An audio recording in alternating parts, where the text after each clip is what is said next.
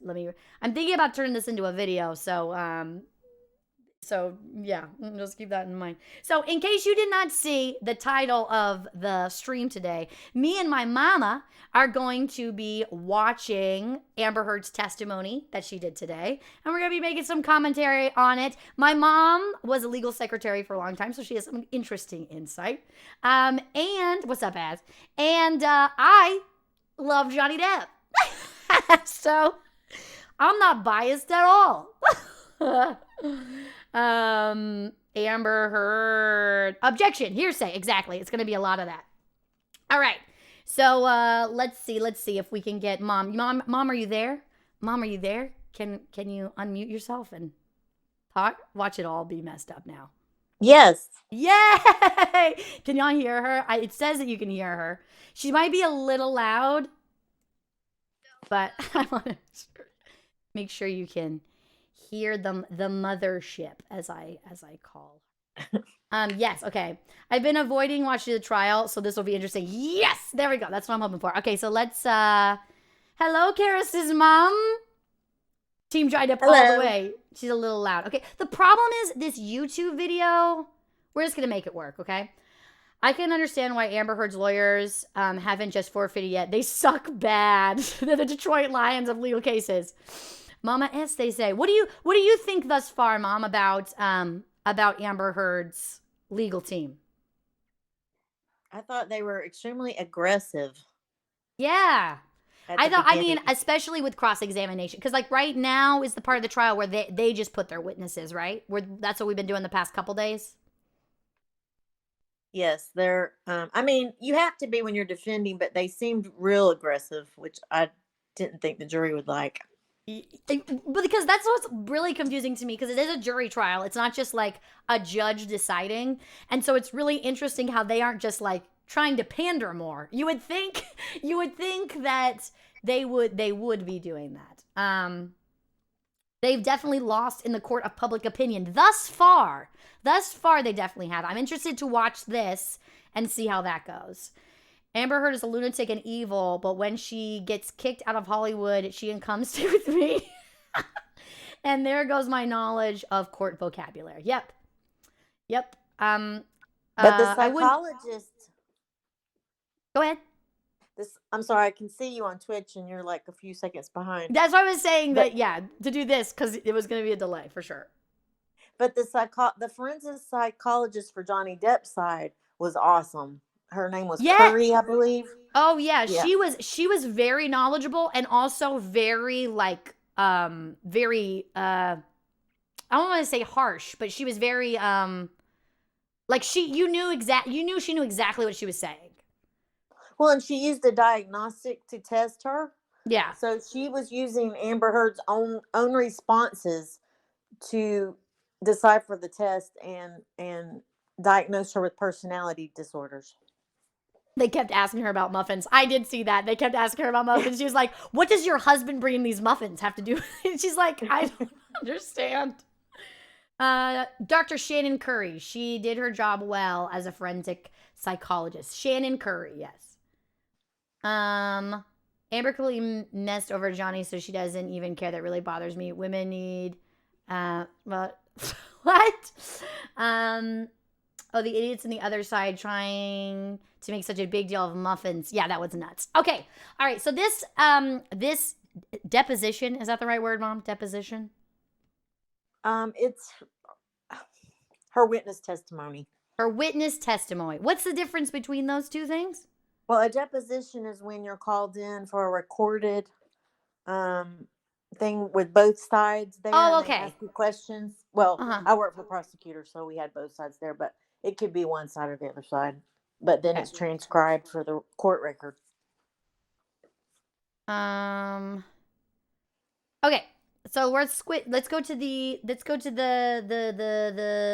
thingy here. Okay. So me and Mom are screen sharing, so we'll be in the same time, so that way y'all can all see it together. If you're having any issues with seeing it or hearing it, please don't suffer in silence and let me know, because I am not technologically savvy. Doesn't a deposition occur pre-trial? Is that true? Yes. Okay. That seems like the big differentiating factor. Okay. So let's do this. Let's do this. Okay, it's loading. No, I messed it up now, and now it's loading. In Yucca Valley, California. And how All old right. are you? If y'all can't hear it, please let me know. I am 36. I just celebrated. Okay. And do you have a daughter? I do. She also celebrated her birthday recently. She's 1. Okay. She's 1. Whose baby is that? I guess it's I not think Johnny she Depp's had baby. She had it on her own, I think.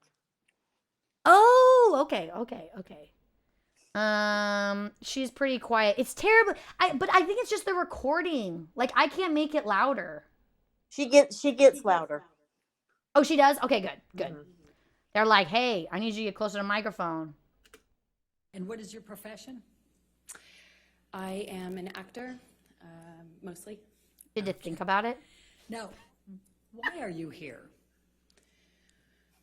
I am here because my ex-husband is suing me for an op-ed I wrote. And how do you feel about that?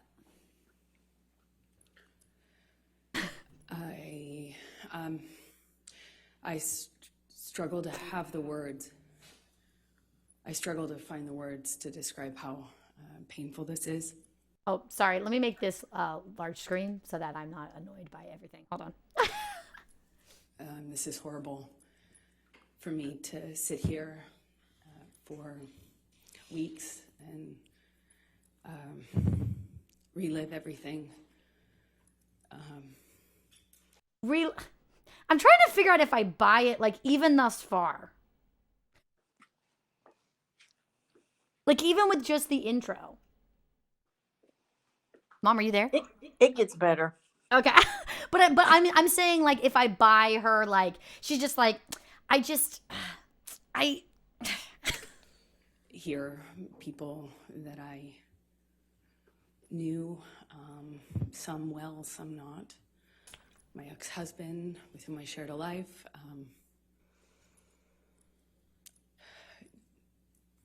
speak about our lives in the way that they have. This is the most painful and difficult thing I've ever gone through, for sure. Now, there was a trial in question. the UK in July of 2020 where Mr. Depp had sued the Sun newspaper and Dan Wooten. Do you recall that? Yes. And what was your level of participation in that lawsuit, in that trial? Well, I was not party to that lawsuit. I was a witness, I suppose the primary witness, since it dealt with the truth of the relationship that I shared with John. She's talking about the Sun lawsuit? Yes. Okay. What And about everything Johnny went what, if through? any, role did you have to play? I'm with interested to see your respect viewpoint for on it, example, though. Witness statements and testifying. Objection, compound. I said, for example. Overruled.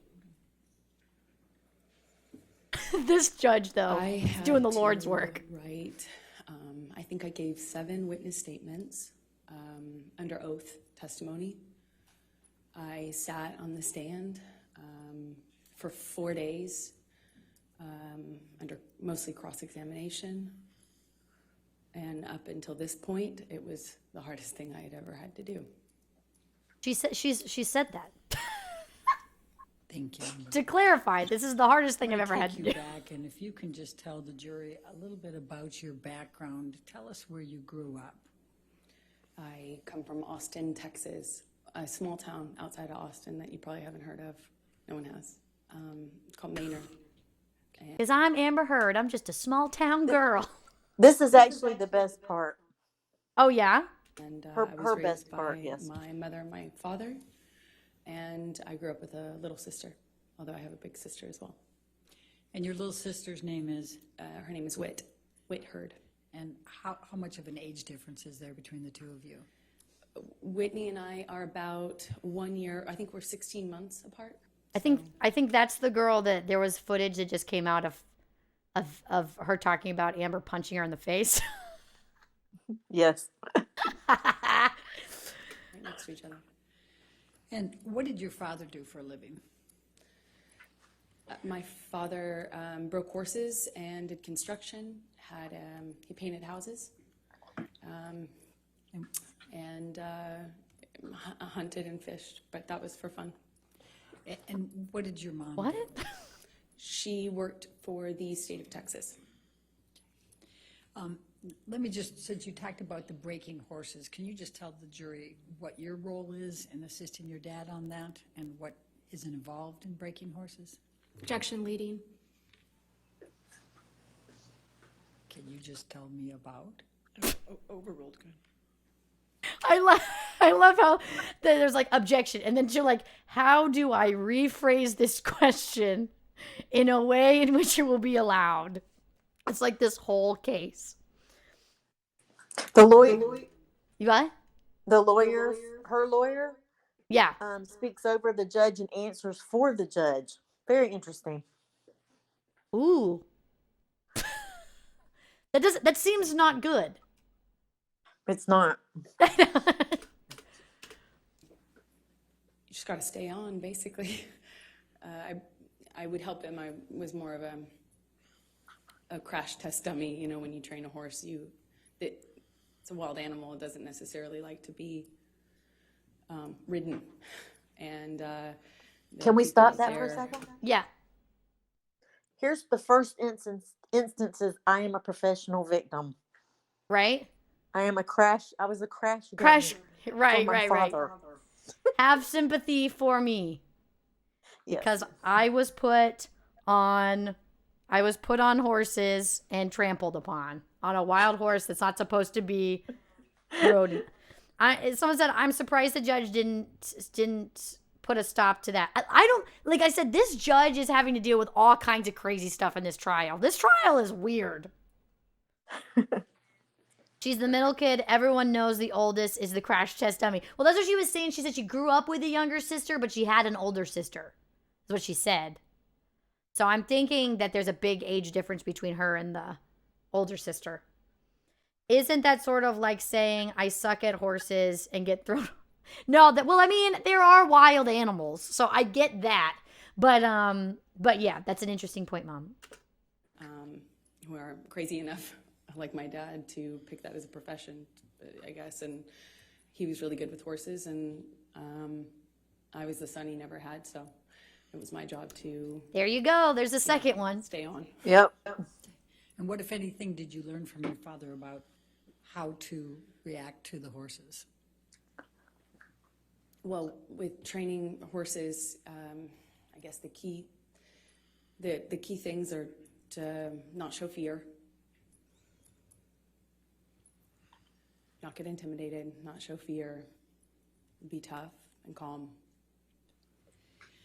And Johnny Depp was the second wild stallion I encountered. But you see what she's doing.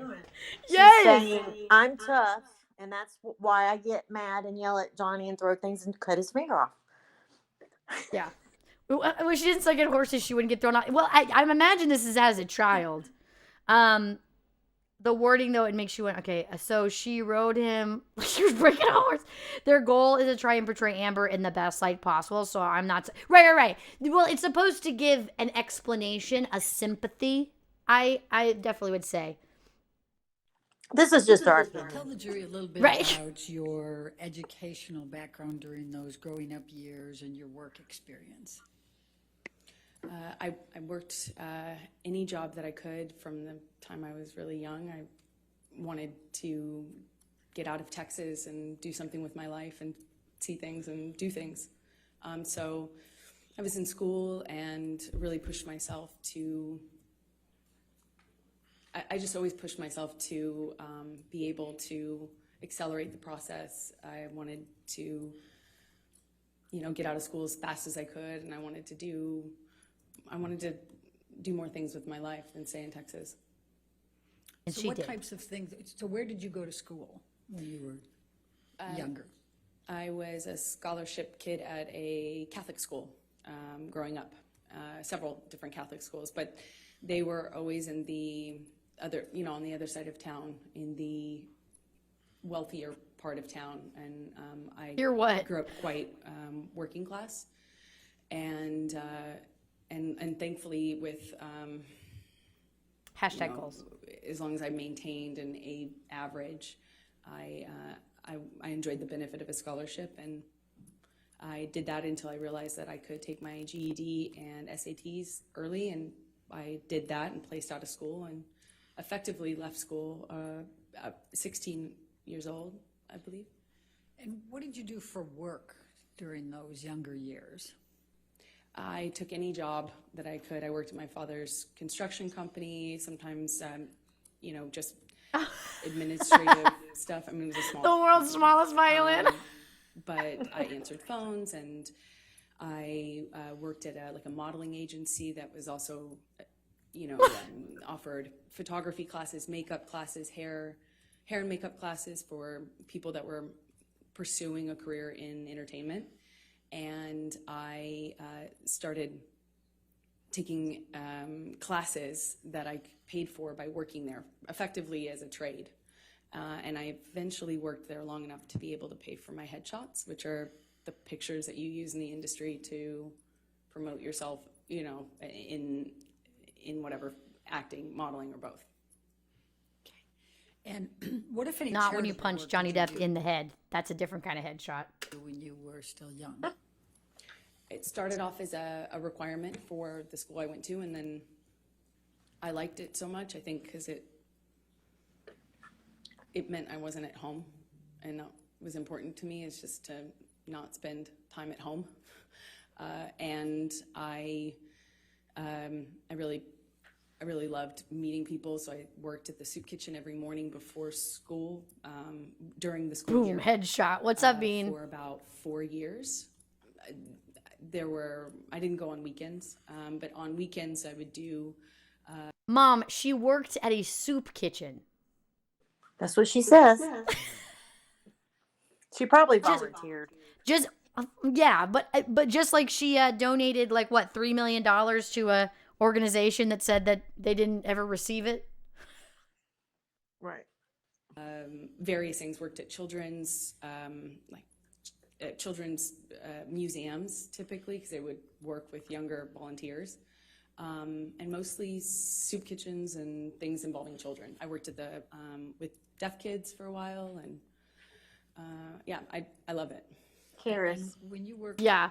Well, she might have also been doing that for college credits or toward a college education. Yeah. I'd like to see receipts. Exactly. That's what I mean. I'd like to see receipts of all of this. Now, she is under oath. So if she's lying about any of this, right, then that's a felony. Yes. So that's not good. Now I can be the only one who smells that. Come on. You smell that too. She eats the homeless and takes money from beggars. I eat the homeless. with deaf kids, what, if anything, did you do to learn to be able to work with them? Objection leading and 404. Do you know what 404 is? Nope. And relevance, Your Honor. Maybe that's what it means. 404 is relevant. Well, She's saying for the taught deaf myself kids. how to sign basic sign language, and then I pursued it. I audited. I don't know if 404 a means file not translate, found. a course at the community college, which I ended up going to get out of high school early later on. But I would audit classes. The teachers never wanted to kick the random 12-year-old out of their class, I suppose. So I remarkably was able to audit, I think, the majority of 2 semesters, and that's also helped. This lawyer, his lawyer, looks like he is high-key zoning out right now. And this does not seem like the best time to be doing that. I also want to know what Johnny Depp is, making notes about right now. Helped me learn. So how did you end up in Los Angeles? I did a small job in Texas where I played a part in a movie, and the actor in the movie that I was playing opposite had an agent visiting him from LA, and I Yeah. met her on set, and she said that she had heard about me from another bit part I did. You know, I was taking jobs in Austin for really anything. He's making a hemp braid. You know what? That kind of laser focus. I bet he is making a hemp braid. To be an extra, to apply I did makeup once. You know, no job was too small or, you know, for me. So I put myself out there, and she had heard about me, and she said, I have heard about you in this town, and I'd love to meet you in LA if you're ever out It's a lot of lawyers. in LA. And I was like, when can I come? And she made an appointment with me for the following week, and I used all but $180 or something to get out there, and I landed. I didn't know anyone. I was 17, and I've effectively been there ever since, I suppose. So when you arrived in Hollywood, please tell the jury what you did to get moving there, get going. I went to every audition, every casting, every meeting, every appointment that I I cannot wait for the cross-examination. I am quaking in my boots with anticipation for this cross-examination of this woman. could. I don't think she'll be able to handle it. Yeah, you think she'll break down? I don't think she's emotionally stable enough to handle the cross examination. Well, what will happen in that situation? Well, she's going to look really bad because she can't handle the stress of it. Yeah. Interesting. Because she'll be blamed. myself- Yeah, because it can't be her fault what happened. Right. Why do I feel like Johnny Depp is playing with the Etch-a-Sketch? Upstairs, I don't think y'all can hear this, but upstairs it sounds like there is a horse like trotting around from my upstairs neighbors. The cross-examination of the psychologist was wildly entertaining. Oh yeah, it was. We were talking about that earlier. out there. I didn't have a car because those were expensive. So I took the bus around LA. It was before smartphones. I had a Thomas guide in my bag and a change of tank tops. Not that it mattered, but I went to about 10 auditions sometimes a day and would change clothes if I needed to in the back of, the bus I was taking. And I just hustled from one audition to the other. And I got a bit part on one thing, and then I got a bit part on another thing. And then eventually my roles kind of became more important or bigger. And More. Hey, there's no small parts, just small actors. They're not more important, Miss Heard. slow progression, I guess, since then, of doing either tiny bit parts in bigger movies. We got it. We got Or what you were doing- saying, didn't I? Larger roles in movies that no one would see. And I guess, it still is kind of like that. So I'm going to ask you to go from 2002 to 2009. If you could just describe for the jury a little bit what types of parts you had. I think they've indicated. Ugh. They didn't, How much of you this have can not we been skip, well Mom? known. I don't care. I don't care about her early career. Well, you don't want to chop it up. Okay. Here in this courtroom compared to Mr. Depp. So perhaps just take them through a little bit of that. Yeah, that's fair. I did small roles in big films like Zombieland and Pineapple Express, and Which are all going to be movies boycotted that from were now well on. known.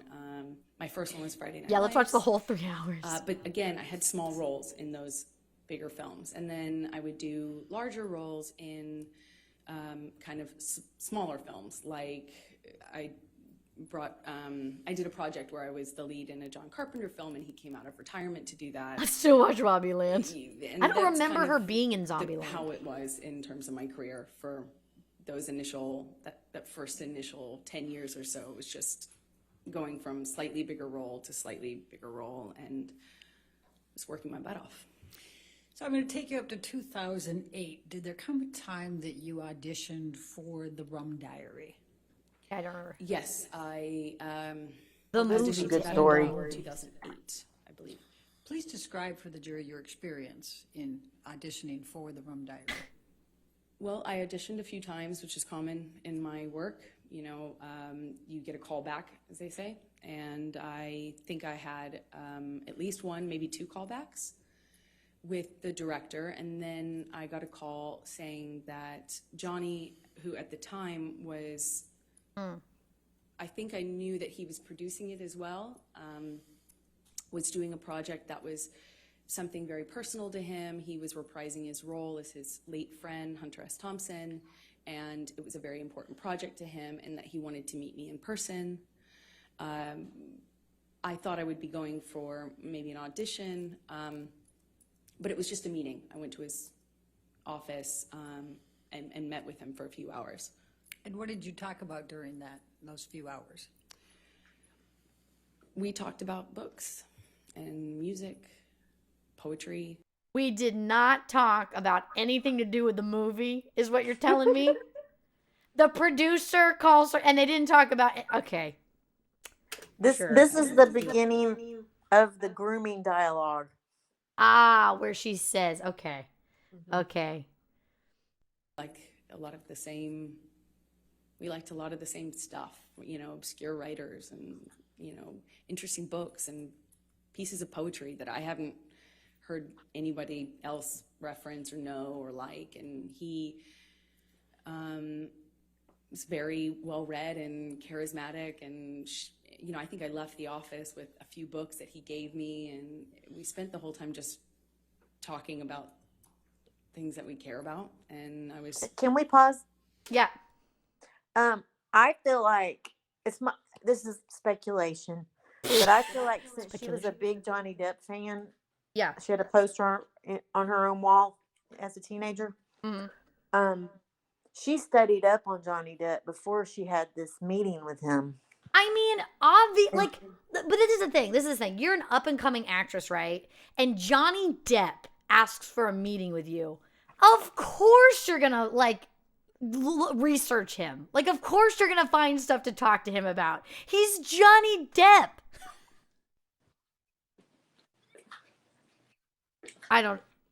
Objection, grooming.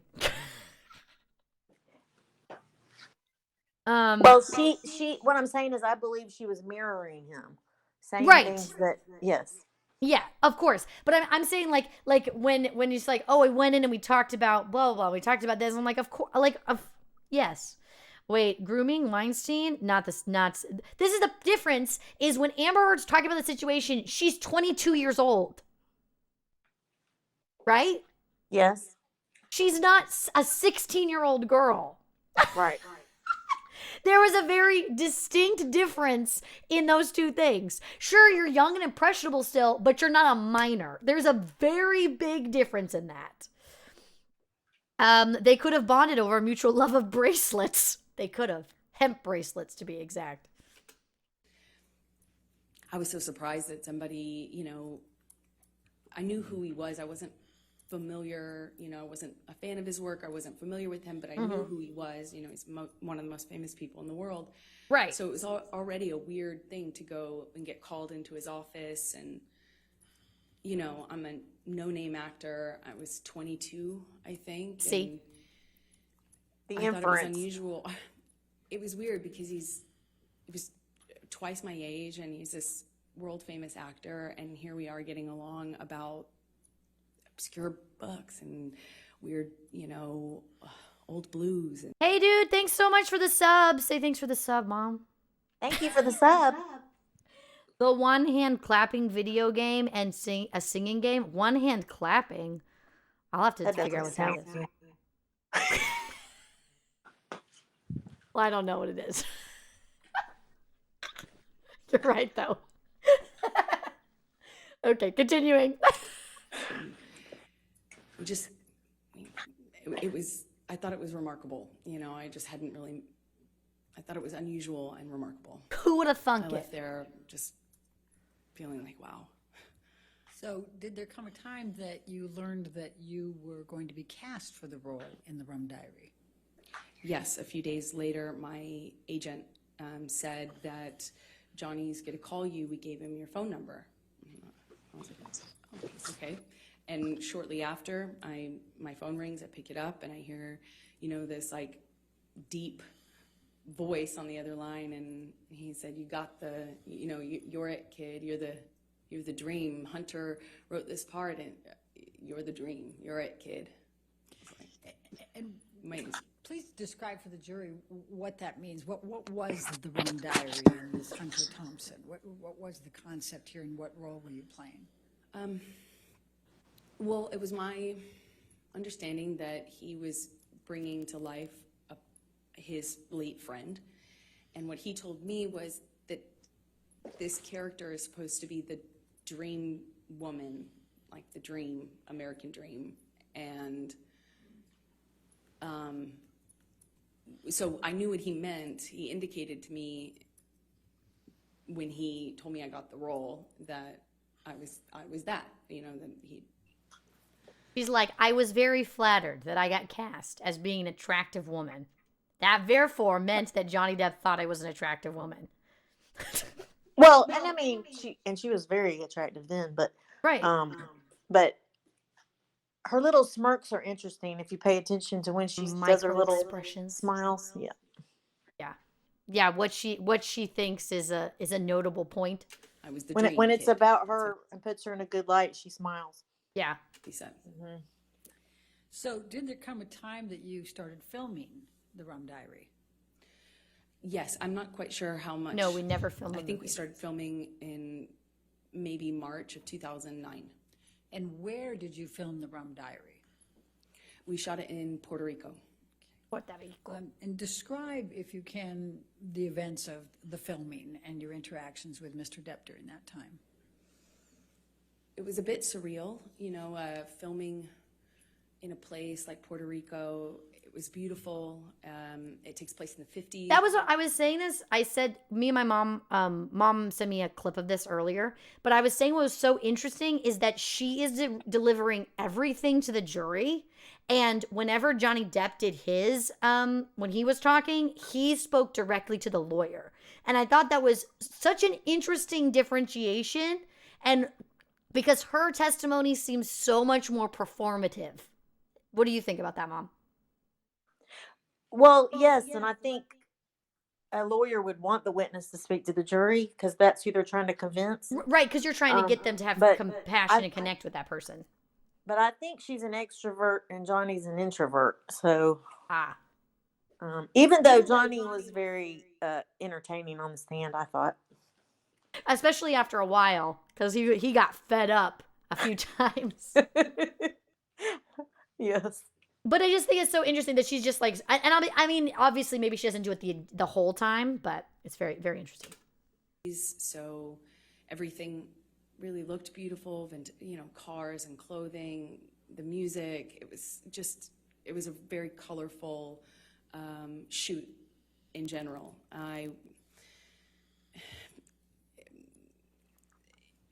I couldn't have asked for a better scenario.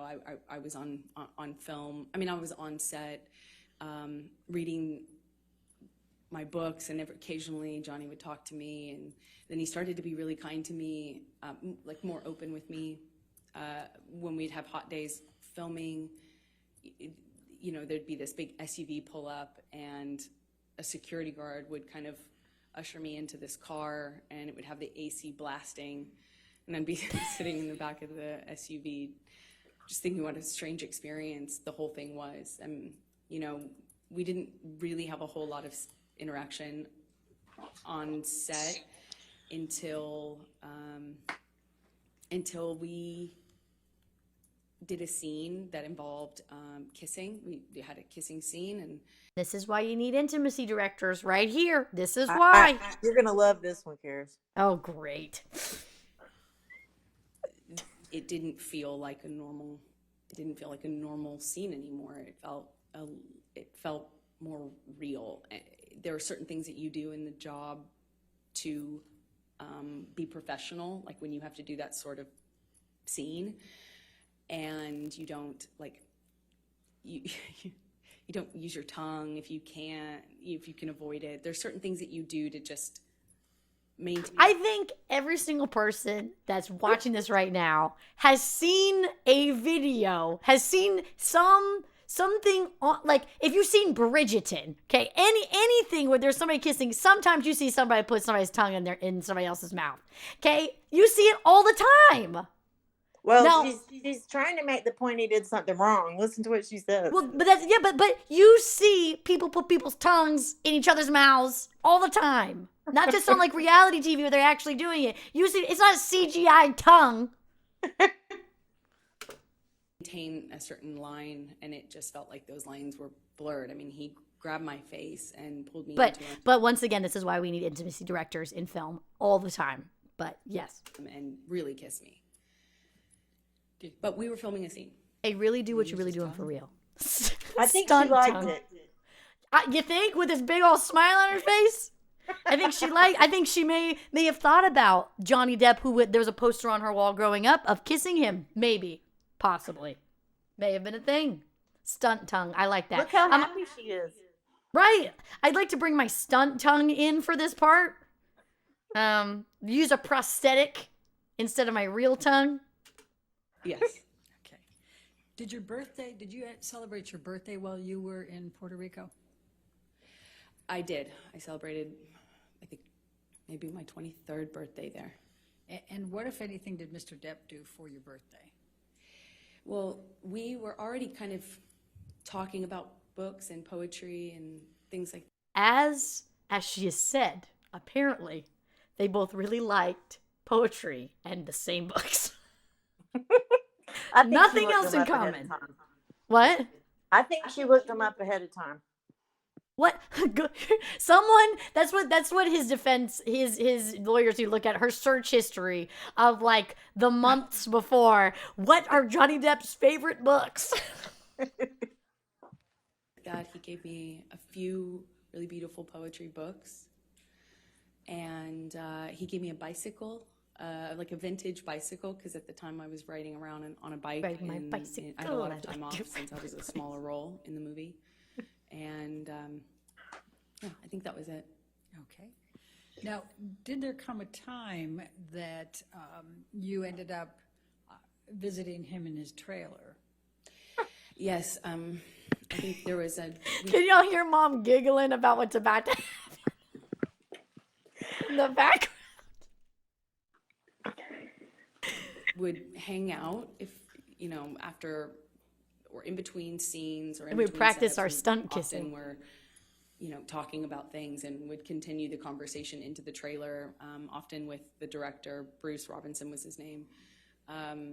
And then at one point we talk about wine. It's another thing that Johnny and I shared in common, a love for wine. Yeah, Amber Heard's 2-bottle a day love for wine. But she didn't like him to drink.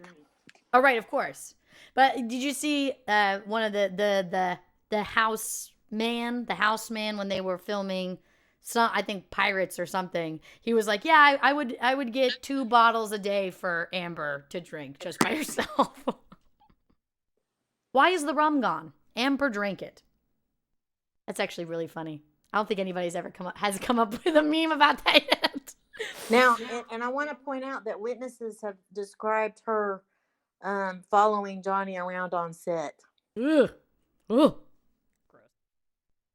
Red wine, and we were talking about a kind of wine that I enjoyed, and I was, going on about how great this bargain wine was, and I didn't understand, how much more sophisticated Johnny's taste in wine was. So I was going on about has the so much virtues money. of Malbec or something, and I brought him a bottle of this wine, and I set it down, and at some point I'm going back to get back to set, and he kind of kicked his foot up in the air and basically kind of lifted the back of my bathrobe up. And Can I just stop you there? Why were you wearing a bathrobe? because I was doing a scene, it was a period film, so it took place in the 50s, and so I had all of this old undergarments that are for that time era on. And the scene involved me changing. So I had all the costume on. She bought Johnny Depp some Mad Dog 2020.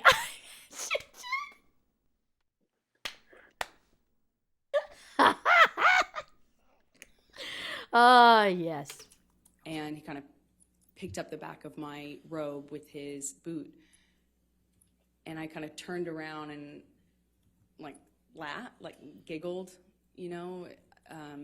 I didn't feel, I just didn't, I didn't know what to make of it at the time. And it just kind of, I just kind of giggled. This is ridiculous. Being around theater kids myself. Theater Kid's mom. That's what Theater Kid's mom. There you go. Yes, theater kids joke around with each other all the time and do funny things. So that doesn't Mess with each surprise me other. at all. Yeah. Yeah. Hey, Wolfie. We're watching Amber Heard be Amber Heard.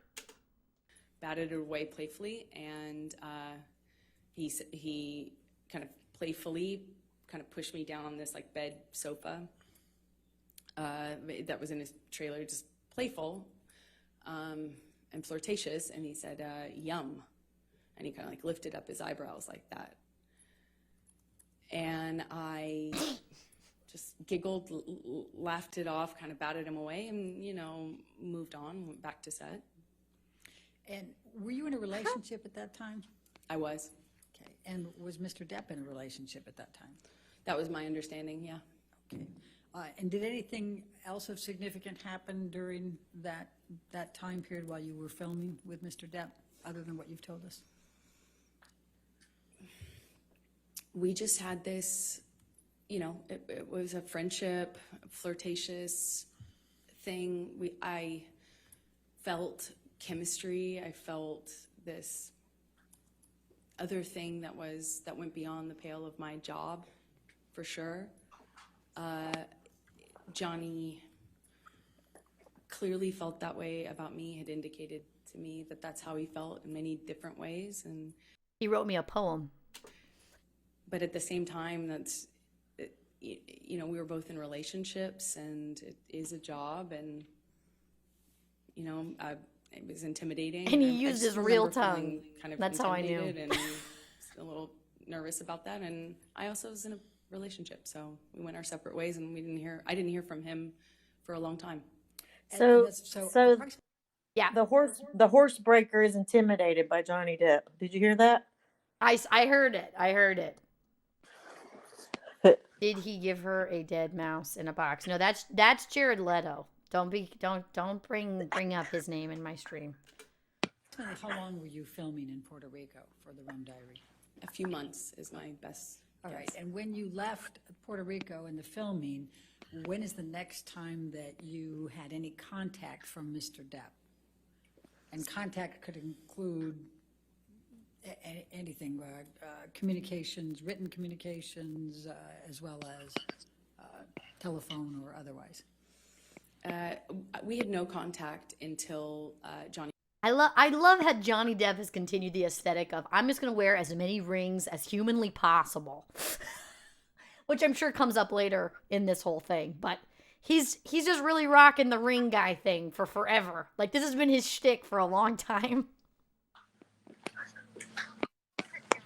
He called me on the phone one day, and I was driving, and he invited me over to his home in California, in Beverly Hills. And I it was out of the blue. I didn't even have his phone number, so it was quite unexpected. He called me a second time, but I don't think we actually connected, or we didn't stay on the phone because we didn't really speak. But the first time was the only time I actually spoke to him, and he invited me over to his house under kind of he said that we could get Bruce, who was the director, to come over, something about the movie, but it was clearly not about the movie, if you know what I mean. It was, so I said, you know what, Amber? I do not know what you mean. She's rambling. I need you to be clearer about what you mean, Amber. And when she's speaking, what time period is she speaking of? Yeah. I said my friends are in town, and I'm busy with that, and kind of hung up, feeling really startled, that didn't know what else to do. What, if any, gifts did Mr. Depp send you during that time period after you filmed The Rum Diary? He sent me several gifts. He sent me a beautiful dress, one that I wore in the movie, with a beautiful handwritten note, said happy wrapping, and made a reference to the dress being wrapping paper. He sent me a few gorgeous, expensive, what I can only assume are expensive, collectible books, items. And then when I was away filming on a different job, he he did send me some guitars. I know one delivery, I was informed. You know what? Forget flowers. I want a man to send me a guitar. She seems offended by the guitars. Yeah. And It's like, I don't even know how to play guitar, Johnny. Charis, did you hear her comment on the wrapping? Yeah, so it's a wrap gift, is what it's called, Yes. when you give someone a gift at the end. But she says it's made out of wrapping paper, the dress? It's for wrapping. She made it sexual, but I don't know that he sent it in that fashion. Well, because it's like happy wrapping, it's a wrap. wrap gift. Yes. But those was it seem like I don't know. I haven't seen the Rum Diaries, nor do if I have, I don't remember. Maybe does she wear a dress made out of wrapping paper? I don't know. Someone figure it out. No. I think he was saying like this is a wrap. Right. The end of the movie. It's like Yeah. a gift. Well, yeah, because you're supposed to give people wrapping gifts when you wrap gifts for the whole crew Yes. and everything. They get a wrap gift. Mhm. So, but she made it seem like it was in reference to it being made out of wrapping paper, not that it's a wrap gift, which is the more obvious thing. Right. That's what my point. Yes. Yeah. Informed about one delivery, and my partner at the time intercepted the attempt to deliver. How would you feel if your girl got a guitar from Johnny Depp in the mail? So, you see, you got something in the mail. Oh, what is it? It's a Stratocaster from Johnny Depp. Oh man, that's intimidating for sure. And called me immediately and said, "What should I do?" And I said, "Send it back."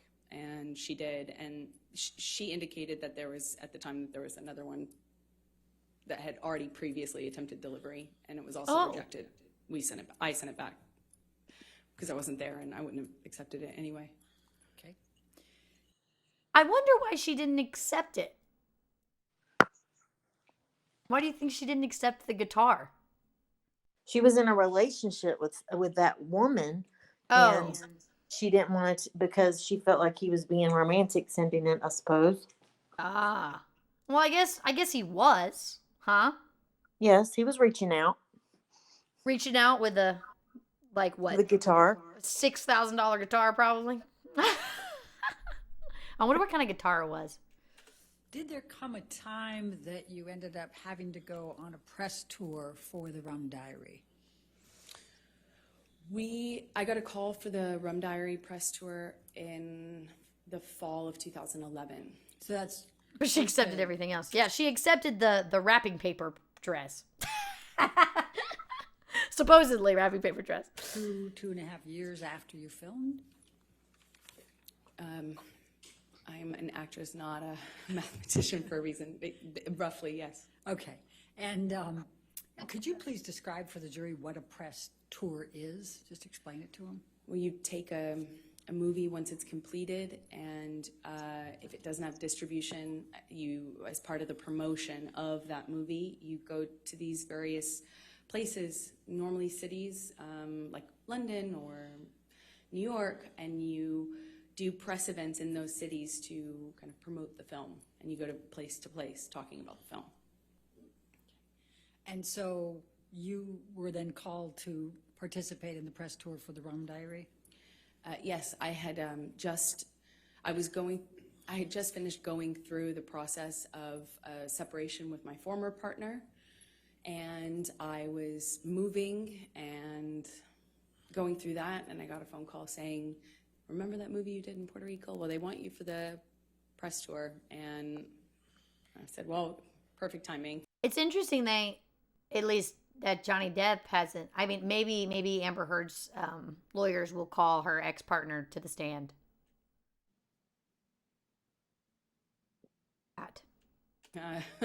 And we did that, I think, late October 2011. Okay. So describe for the jury your interactions with Mr. Depp during the press tour. Well, on the first stop, the beginning of the tour was Los Angeles, where we both lived, and we did a press day, normal press day, and then at the end of it, I was invited by Johnny to come up to his room to have a drink with him and the director of the film. And I went up to the room. This is gonna get spicy. I can already. You know that she was way more excited at the time. And then she's letting on. Yes. She's like, "Ooh, Johnny Depp is having me come up to his room for a drink." His face was on my wall as an adolescent girl. To see both him and Bruce, but as soon as I got there, Johnny said Bruce wasn't going to make it. So I stayed. Johnny and I started talking. He asked me about my relationship. I said, well, I'm going through it. I'm going through the separation right now, and it's been, rough couple of months, but that's normal. And he said, well, that's same with me. It's been, I can't remember exactly how long he said it had been, but that he had split from the mother of his kids, and said that he understood. Especially since she was charged with domestic violence against that partner. What? Seriously? I didn't know that. Yes. The charges ended up being dropped, but she was. Yikes. No wonder they were going through the separation. And then what happened next? Then we drank red wine and continued to talk. Not the cheap stuff, by the way, probably. And the talking became us, reconnect. It was like reconnection was almost instant. It was just chemistry. It's hard to explain that, but Fireworks. We sat on the couch and we talked, and it felt like there was it felt like there was an electricity to the room. $500 I million was alone with him anyway. bolts. What? $500 million bolts of electricity. Yup. About it. Wolfie, this is my mom. Me and mom are watching the Amber Heard trial. Anyway, and it was instant again. I was like, whoa. So on the couch, we talked, finished some wine, and then I got up and left. And as I went to leave, he grabbed both sides of my face, similar to what he did in Puerto Rico when we were filming that scene. Yeah, similarly to when we were acting. Similarly to when we were in a scene acting. This was the same thing. Huh? Why would she say it that way? Honestly, that irks me, I think, more than anything else that has gone on. Is like, oh, just like how he was but she's saying it that way because she's setting up precedent that he has always had this intention after her, is what she's setting up. But that's such a awful way to explain it, being like a woman in film. It's just like, dude, you're doing a job. Like, oh, but yes, intimacy directors. And he kissed me, and I kissed him back. Just like What on the happened Rum next Diaries. with respect to any relationship with Mr. Depp? Shoot. Well, then we fell in love. Then we fell in love. Do you hear that? I fell in love with the predator. Sorry. I mean, haven't we all been there? Who else is back? Sorry. This is my mom. My mom's the other voice. We went on this press tour, And we went, it was a beautiful and strange time. You know, we were flying from one, not together, but, you know, going from one city to the next, Europe, New York, Los Angeles, as I said, and we're just traveling around talking about this movie that we did together, that we participated in together. And we were falling in love. I mean, it was just, you know, at the first dinner in London, he sat me next to me. You know, he produced the film and was a part of controlling the film and was responsible for different things than I was as an actor having a small part in it. And we went on this press tour, and I think in London he had me sat next to him at a dinner, and then we ended up spending the night together in my hotel room. And the rest of the press tour, it was on. I'll put it that way. All right. Did she just say it was on? And the race was on. Yes, she did. And how long approximately did the press tour go? I don't know exactly how long it lasted. I think, you know, there were press engagements in this city for a few days, and then another city for a few days, and then there was a break, and then there was another press opportunity, I believe. So it was kind of spread out over maybe a month, if I'm guessing. So when you returned to Los Angeles, what, if anything, took place with any relationship with Mr. Depp? Well, he ghosted once me. we were back from the press tour, you know, we had this, you know, whirlwind romance kind of just in these like beautiful places all over. I and bet. we're falling in love and not able to really show it because the world didn't know about the split between he and his former partner. And of course, as a woman, I was like, is that troubling? You know, and I'd ask him. Did you hear what she said? What about what? She said the world did not know. So what I'm pointing out is that she knew the kind of influence that rumors about him had on the whole entire world. Yep. I mean, obviously. Like you don't say the kind of stuff that she said, and you're like, oh, I'm not realizing the ramifications of what I'm doing. Correct.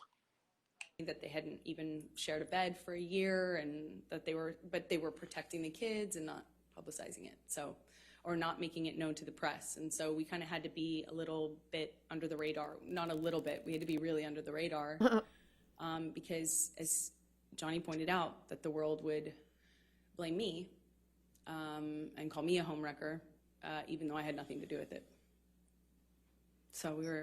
So she's already like setting up the groundwork that he's a good guy. Is that what's happening? Interesting choice, Amber. Secretly dating, and then, you know, it was beautiful. It was She is definitely like reminiscing in this in a very positive way, don't you think? Secrets are beautiful. Just strange. Felt like this man knew me and saw me in a way that no one else had. I felt he understood me. I felt he understood where I came from. I felt that, like, when I was around Johnny, I felt like the most beautiful person in the whole world. Well, you were the dream girl. You know, it made me feel seen. It made me feel like $1 million. And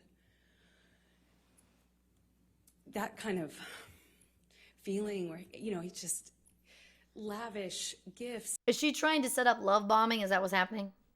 Yes. And lavish Thought expressions of love, and how he had never met a woman like me. I mean, I remember he took the foil off of this bottle and put it on my ring finger, and I had only been with him like days, or maybe it was weeks at the time. Yeah, it was probably about a few weeks, but it just felt very intense. But we weren't doing normal life stuff. We weren't like stuck in traffic with each other. We weren't going to the grocery store and doing life. We were like hiding in these places around the world. He has so many homes, and so we'd be in one of those. He made me homes feel like or money. My Yeah. home at the time, and it would be like a bubble, like we were in this little bubble of secrecy, and it felt like a warm glow, as we would say. Just music and the kind of books that we both loved and poetry. Thanks, that Mom, we for both gifting knew a by sub. heart. And it was it felt like a dream. It felt like absolute magic. So while you're dating, I take it you're dating at this point, right? It seems like she's very upset this didn't work out. What it seems like to me, that she's like mourning the fact that they are not together anymore. Well, she's definitely playing the victim. Yeah. Sounds like limerence, not love. Yeah, definitely sounds like an obsessive. Like, well, the thing is, like, when things are secretive like that and everything, it's just like, I think it just has like it adds another layer to the obsession of it. You know what I mean? For sure. While you're falling in love, you're also dating, right? Okay. Yes. Did there come a time early on that you ended up going to his Bahamas island? Yes. So shortly after, we, I think, started dating October of 2011, and as I mentioned, this bubble, where he'd come over to my house and not leave for like 3 or 4 days, just smoking cigarettes and playing music and reading poetry to me or painting me or, just talking. Paint me like one of your French girls. And then he would disappear. And there'd be just no way to get a hold of him, no way to contact him. Here we go. At first, I didn't really think anything about it, but he disappeared at one point, and then came back and said he was dealing with some health issue, and would I join him in the Bahamas? And I think that's when I learned he had an island, and that's when I learned that he owned an island. And it just seems like chunks of this story is missing in timelines and Yeah. Interesting, yeah. I don't care if you're Johnny Depp, you aren't smoking in my place. He painted me. I was on a trip with a friend of mine in Spain, and it was for the holidays, and I kind of rerouted my trip so I could come and land in LA landing in Miami instead of LA, so I could go and meet him on the island. And he had Keenan come and meet me on that trip, like in Miami. I get off one plane, get onto another, and go and join him on his private island. And I noticed he was drinking Beck's and tea, like lots of. Beck's is non-alcoholic beer, yeah? Pretty sure. I don't know. Beck's is non-alcoholic beer. You think she skipped through some of the Elon? Yeah, I think she's definitely not gonna skip that part. Yeah, you're with Johnny Depp. You gonna be tea, like lots of tea. I like tea. And I cultured didn't man. foolishly think anything of it. I just, thought the man really seriously. I missed it before, but really, really loves tea. And we had He this seems like a tea guy. I don't know, less than a week probably, trip in the Bahamas, a private island, beautiful sandy beaches. It's a scene that you just don't. I had never experienced anything like that. It was a beautiful place, a beautiful time, and I fell head over heels in love with this man. So after the Bahamas, I assume you came back, and are we talking now early 2012? Yes, that's correct. Okay. So what were you doing work-wise? while you were dating him. Doesn't look like Bex is an alcoholic. Oh, is it just regular beer? I think it's non-alcoholic beer. In this early stage. What I always do, I would be taking job to job to job, going from one movie to the next.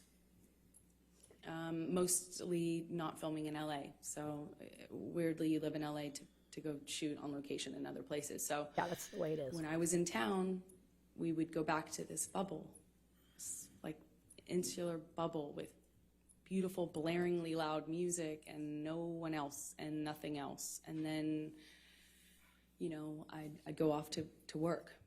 And so would he. Well, eventually, yeah, he left to shoot Lone Ranger, I believe. Okay. Oh, that Now, movie.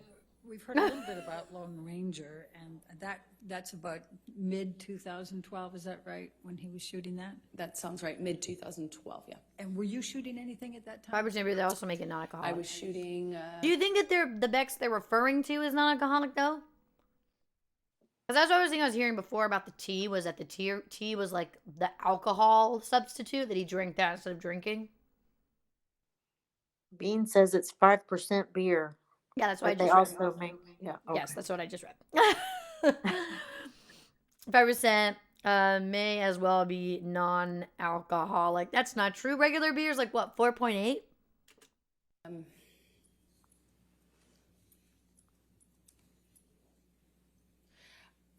Machete Kills? I believe I was shooting Machete Kills in Austin. I had a small part in a Robert Rodriguez film that shot in Austin. But I think Johnny was shooting and then having some time off, and there was just a lot of travel, a lot of movement. So, And so what, if any, visiting did you do with Johnny while he was on his set for Lone Ranger, and where was he? well, he was filming all over the Southwest, and at some point I came to visit him, and on one of his locations, and I would stay in the house because I couldn't really, occasionally I would leave with his security guards, but I didn't really have anything to do but visit him for a few days. So I'd cook and kind of stay at home and paint or whatever and wait for him to come home and have dinner ready. And we would have these little bubbles, but kind of scattered. Either way, it doesn't sound like he was pounding Four Locos on the island. Throughout the Southwest as he was filming. And at the time, Johnny had, when I first arrived at one of these locations, it was the first time that Johnny told me that he had had a health issue, something with his liver, and that he wasn't, that's why he was not drinking. He was drinking a lot of tea, like a lot of tea. She really thinks that him drinking a lot of tea is not good. There's something with this tea. I'm not sure what. Tea. And so we've heard a little testimony about boots. What, if anything, did you do to help Johnny with his boots? Well, I mean, I suppose that I took off his boots, and it made an impression on him, and I was happy to, anything I can do to show love.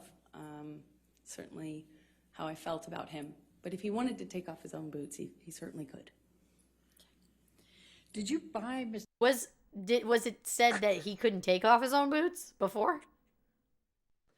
He had mentioned that she stopped taking his boots off when she started turning against him, because it was a ritual that she had. So it's the acts of service thing, and then Yes. she's like, "I hate you. You're wrong, and so therefore I am not going to do this thing for you." Objection, emphasizing tea. Objection, hearsay, tearsay. She muted, spiked his tea, a lot of his tea. Objection, he couldn't take off his own boots. Objection, how do we know that he couldn't take? Objection, how do you know he knows how to tie his shoes? Hearsay. Love this word. I don't think it means what you think it means. Yes. Mr. Depp any knives during that time period? Objection leading. Sustained. What, if anything, did you do with respect to knives during the time period you were with him in Lone Ranger? Rephrasing. Objection leading. What, if anything? Overruled.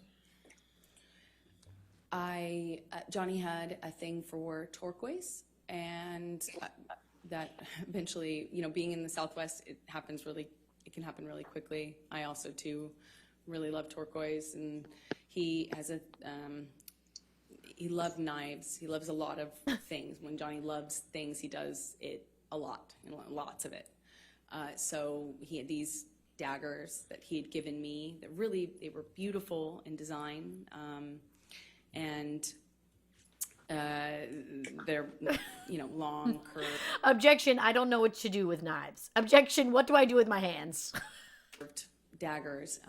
And he just talked a lot about knives, had a knife and gun collection, and was quite proud of it. And at some point, I don't really remember exactly when it was, but at some point I picked up what I thought was a really beautiful turquoise handled knife. And I had it engraved with a saying that Johnny would say to me all the time, which I, thought was romantic, as funny as that is to say now. And what was the expression, the saying? Until death, hasta la muerte in Spanish. Now, by the What do you mean you thought it was romantic? The most common, things people say in their vows, till death do us part. That's like a thing. That is a well-known thing. What do you mean? Oh, at the time I thought it was romantic. Everyone thinks it's romantic. What? Objection, hands are being used too much for talking. Oh, God. She was setting a goal. Till death is right. You said it, you mean it. And she was in the Machete movie too. Oh, was she? Ironic. time that you're visiting Mr. Depp during his shooting of Lone Ranger in the June through August 2012 timeframe, what, if any, relationship has he developed with your Oh, she's got that purple water. Ooh, girl, you got that purple water. Bet you there's hallucinogenics in there. family? Oh, well, starting really early on, Johnny was so kind, so generous to my family, but especially my mom and dad. He met my dad, and my dad's a big personality. He's a rowdy guy. 'Cause he broke horses. And Johnny just all of a sudden, I had never noticed, Johnny have a southern, all of a sudden Johnny had this southern accent and was really like buddies with him. And they really seemed to get along very well. They're, just. Well, I think Johnny Depp's originally from Kentucky or something. So it would make sense that he would have a natural southern dialect. Yeah, Lone Ranger was an awful movie. I remember that because I loved the Lone Ranger, the old show. Special Charis fact. And then we watched that. It was a terrible movie. Instantly, he was giving my dad gifts. He gave him guns. He gave him knives. They had this. I mean, Johnny just really just showered my dad. And my dad's a working man, salt of the earth guy. And he was just floored. He's getting all these amazing gifts and being invited to come on to these locations. And, Johnny's this big movie star. And my dad was just I think my dad would have married him himself, not if I hadn't. And he just instantly, he gave my mom jewelry, brought her out to come and see me while I was visiting Johnny on Lone Ranger in some part of the Southwest. Again, she's he's such a great guy. But I guess her underlying through line about this is that he used his wealth to manipulate her whole family. I guess is her main point, I guess. I think she's trying to make his generosity look bad. Yeah, because she's just oh, he was so nice. And then it's going to be, because he threw his money around. I think it was Colorado. I want to know what they're laughing about so bad. Yeah, they were definitely taken by him. And what, if any, relationship had Mr. Depp forged with Whitney by this time, your sister? I believe Oh, the the one she punched. relationship came a little bit later as they got to know each other, but he did the same thing with my sister and just really found a bond with them that, you know, was Surpassed mine. it was, you know, he tried to do anything and everything he could to make them feel like special, and they did. You know, my mom, What are you gonna say? She's shaking her head no while she's saying that. Well, she's trying to paint it in a light that isn't, oh, he was just a really nice guy who really cared about me and wanted to make my family feel good because Right. that was who he was as a person. And she's trying to be like, he did, and I'm waiting for the kicker about this. Trying to make his generosity look bad. Yes. Where's your assignment? Bet what you need. Sponsored by Lil Jon. We bring you hot mics with Johnny's and his lawyers. Please, I want to know what they're saying. my dad and my sister. I don't know what that What, if noise any, is. relationships did Mr. Depp form with your friends? Well, Johnny's so generous and can be this really, like, overly generous almost, you know, like showering you with gifts and compliments and just, I mean, like, you know, and he has access and means to really, Right. you know, we're not talking about giving you a card. We're like talking about just these like extravagant. Well, I think a big thing about this, and I think Johnny Depp. I knew a lot about Johnny Depp before this, but he came from absolutely nothing. So people who come from nothing have more of a tendency to be like, please let me throw the money, send you a guitar because I think you're pretty. So I don't know, but it sounds like she also didn't come from money. So it's interesting. Anyway, I obviously she has an angle. Trips or these extravagant gestures, and it's a lot. And he did that with my close friends. I relied heavily on my friends and had a pretty strong support network with them, and he really just showered them with generosity and love and light, and invited them to come to these exotic places and flew people here and there. I mean, he's incredibly generous. So going back to the filming of The Lone Ranger, what, if anything, did Mr. Depp do with respect to a horse? Objection leading. What, if anything? What did he do to a horse? Johnny at one point insisted on buying me a horse, and I, of course, said that's extravagant. There's no way I could accept that. That's how will I take care of that horse? You know, it's so extravagant. So I said no, of course. Eventually, he got a hold of my dad and worked it out with my dad, like what kind of horse to buy, and then showed me a picture of this horse and said, it's yours. It's coming here. I think it was being transported, and he said, you know, that he had my dad's help on it, picking out. And, you know, I grew up on my dad's horses. You know, I grew up riding with my dad. So she grew up on horses. She probably told him that. And she talked about how she probably liked horses or had a lot of experience with horses. And then he thought, I'll get you a horse because you had expressed that you liked this. And I just made $50 million on Lone Ranger. I'm not understanding. She's complaining. She's complaining that he was so she's trying to complain about his generosity. She's been talking about his generosity for 15 minutes. Exactly. I hear the violin again. The world's smallest violin. Oh, you're dating this man who wants to buy you a horse. So sad. I'm so sad for you.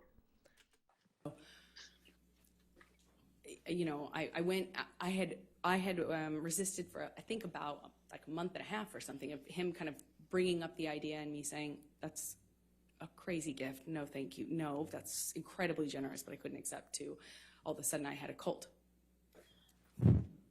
So, so let's take you through 2012 and your relationship. Could you just describe for the jury a little bit about how that relationship evolved through That purple 2012? drank again.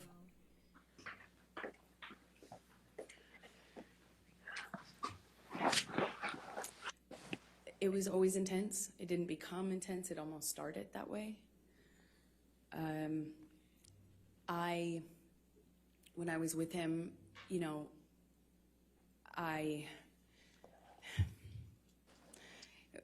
felt that electricity in my body. I felt like butterflies. I couldn't, you know, I couldn't see straight practically. It was just, you know, I was head over heels in love. And I think we got that. he felt like that to me. He felt like he was also in love. I didn't feel like he was faking it. I felt like what we had, it felt like to me at the time, there wasn't any love like that, you know? I mean, and then he Disappear. started to kind of do this thing again where he'd disappear. Called it, bro. I called it. We should count how many times she says disappear. That's true. That's true. Your Honor, Johnny was so mean to me. He abused me. He gave me everything my heart wants and more. He loved me and wanted to help my family. Your Honor, remember the horse? One left Seabiscuit. Because I'm the victim. That's perfect. Oh, God. And he'd come back, and I remember at first when he first started drinking, I didn't really think much of it, but all of a sudden the behavior kind of started to go in line with the disappearing, and he'd come back and he'd just be different. And I'd say something and he'd accuse me of saying something else or saying it in a different way, or he would, it was mostly my clothing at the time and me working. That was the main thing. Like, I found myself trying to not talk about auditions because it would change the mood so dramatically. I tried to, you know, he would make these comments about, you know, whoring myself out, but do so in the context of me acting, you know, and he would talk about other actresses who do my role in this way where they were worthless whores, that they were, you know, fame hungry, you know, expletive, you know, just this. The point is, it felt really dirty to be an actor. Never mind that he was one. It was dirty that I wanted to do this job that I wanted to do, and I was doing the job of an actress. It was everything every time I was walking out of the house, he would ask me, "That's really what you're wearing, kid? Oh, I see." You know, I wore a dress to an event once, and I felt beautiful in it. Like, stupid as that sounds, I felt pretty in this dress I picked out. What was that? Something very odd. I felt beautiful in it, and stupid as that sound. Like this woman, what I'm confused about is this woman is an actress. Like she's made a lot of money acting. And yet this is the most unbelievable performance that I have seen. And yet, I'm going to take a shot every time I hear horse or a violin. Alcohol poisoning is a thing. Wait, she just say he was one as an actor, but with sarcasm? She's saying that he made it seem dirty to be an actor. He keeps calling her kid. Well, that's because in comparison, you know, she is kind of a kid. And I showed it him because it's a carpet, it's red carpet, so it's like, you know, publicized, and I kind of thought it was weird he wasn't saying anything about it. You know, I left him to go do this red carpet, and I was like, "Did you see the the event I went to, basically I felt pretty, and I thought, like, did you see that? I wanted him to say something about that, I guess. And he said, well, this is after he stopped talking to me for some time, didn't tell me why. When he came back in my life, he wouldn't explain why he was acting different. He just kind of acted mad at me. I didn't know what I had done wrong. Charis. And Yeah. She's acting sadder about this than other when she tells the abuse stories. She's more upset about him not saying you're such a good girl on the red carpet. Well, that was what I was thinking. Is I was like, this reeks of some major daddy issues right here. Like being like, did you? Because before you even said that, that was what I was thinking. Where she was like, did you see that thing that I did? Because I guess I wanted him to say something about it. Like it's just oh my gosh. Objection. What timeline are we in? Yeah, right. I'm like, where are we? He was one, like, she likes the fact that he's working, acknowledges he's not working because of her, or I could be reaching. I don't know. There's so much here to deconstruct. I don't know, Kilo. He needed a pat on the head. She needs a pat on the head and a good girl. Exactly. Like that was what I was saying. This reeks of. I mean, everybody's got daddy issues, but it is interesting. But what I think is really interesting thus far about the testimony that I'm seeing from her and from Johnny Depp is all of these testimonies they've gone over with their lawyers a million times. This story they have gone over and over and over and over again. And Johnny Depp is displaying his story as factual. Like, this happened and then this happened. And even when he talks about her pooping in the bed, even when he explains that situation, right? He's still like, it was so grotesque. Like, it's like, I'm telling you a story of the past.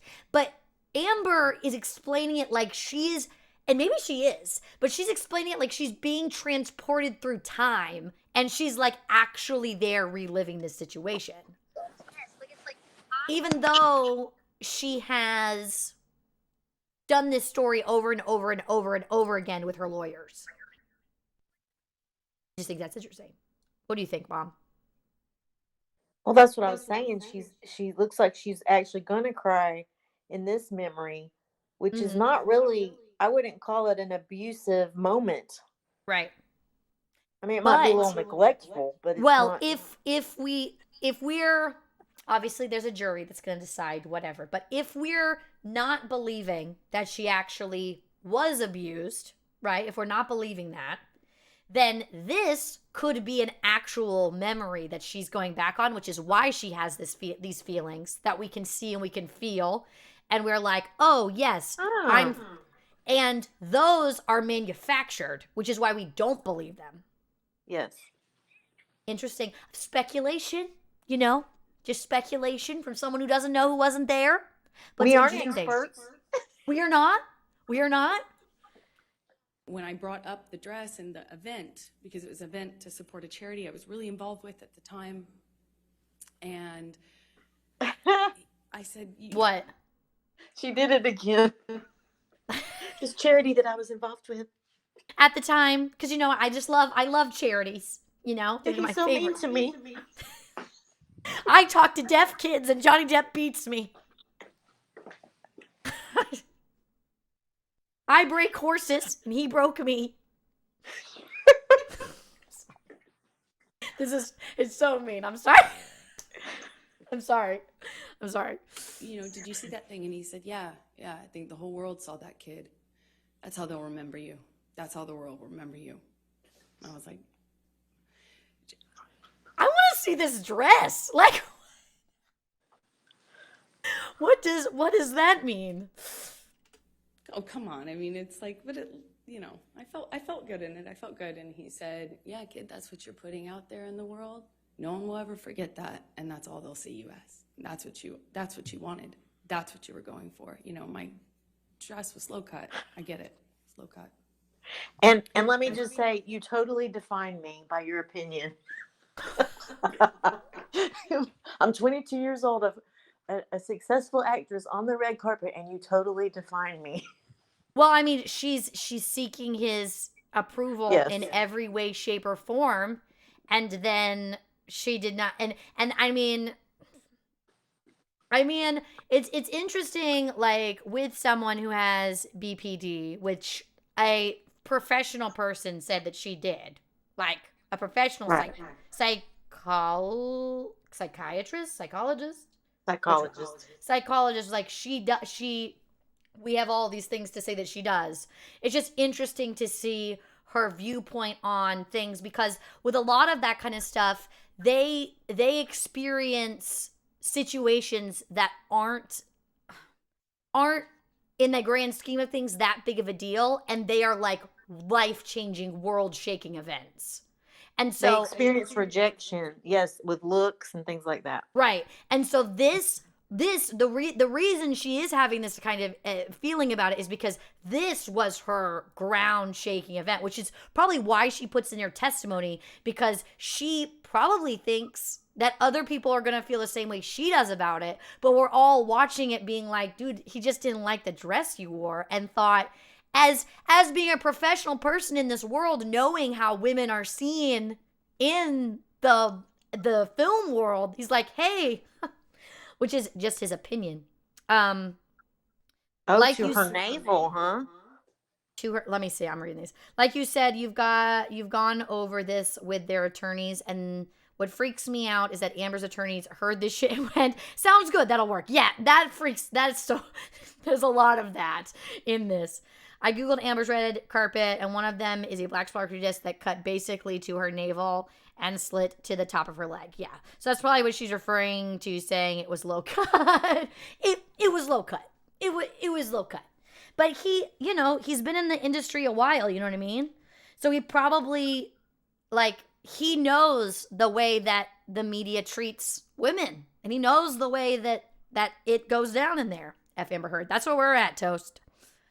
I felt, you know, I felt really embarrassed and horrible that I wore that. I felt like, how could I have made that choice? Of course, he's right. You start to believe it. I started to believe that. I want to know what's going on with her hair. What is this hairstyle? I hate everything about the way her hair looks right now. Like the other stuff she's been having, like the braids and all that, it looks great. This hairstyle is awful. They want the jury to see her face for some reason. Well, Because but she's had like, oh, I hit my mic. But she's had like braids and stuff where like her face has been clear. But this, I don't know what the deal. I just hate it. I hate it. Yes, she's been looking like Heidi with the braids. Right, and this just makes her look disheveled. Maybe that's the point, though. Yes, she's been through it. See, Yeah, That made a lot of sense, of course. like, bro, you don't need that many bobby pins on the side of your head. Like that, there are like 8 bobby pins there. But it didn't stop with that. It was clothing in general. And when I walked out of the house, it wasn't just like, hey, you're not allowed to wear that. It was like, oh, really? That's what you're wearing. No wonder you get cast in those roles. No wonder you that's what you are. That's what you're making it. And it continued. And then there would be a blow up. And at first it was just to throw something, smash some things. It loves to smash up a place, an apartment, furniture. That's what it started with, glass. Now, I will say, even before all this, Johnny Depp was very well known for trashing hotel rooms. He did a lot of that. Threw glass at me, and I remember it was summer. And he just threw this glass across the kitchen, and it didn't hit me, but it shattered behind me, and I remember thinking that it like very easily could have hit me. And that, calling me a whore, it didn't start with using the whore word, it was just comments until it would escalate. And then I started to notice the pattern of escalation where he'd throw glass or turn over a table. Then he would hit the wall, and then he'd hit the wall really close to my head. Like when I'm standing there, just hit the wall, screaming. They are just writing. They are writing. What does that Post-it note say?